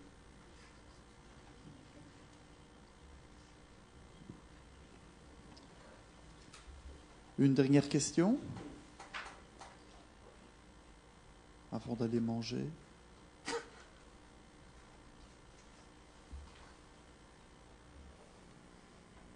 Non? Oui? Olivier? Non? D'accord. Alors, quelques informations pratiques par l'organisateur. Oui, cet après-midi, on a des ateliers, donc j'ai mis 3 feuilles, et ça serait bien de vous inscrire aux ateliers pour qu'on puisse répartir les gens dans les salles. Donc on en fera certainement un ici, et 2 dans des salles qui sont à quelques mètres de là. Après, ce soir, on va au stade. On part à 17h30, il ne faudra pas partir beaucoup plus tard. On prendra le tram. Donc, comme j'ai expliqué hier, j'ai que des tickets par 10. Donc, il faudra faire des groupes de 5 pour aller au stade. C'est à peu près, je pense, 20 minutes en tram et on aura 10 minutes de marche. Donc, voilà, pour ça. Et demain, on a réservé des repas. Si jamais des gens partent avant midi, qui ne mangent pas avec nous, vous me prévenez pour qu'on ne commande pas. C'est des plateaux repas qu'on a. Ça ne sert à rien que j'ai des plateaux repas en trop. Voilà, c'est tout. Merci. Voilà, merci beaucoup et bon appétit. On reprend.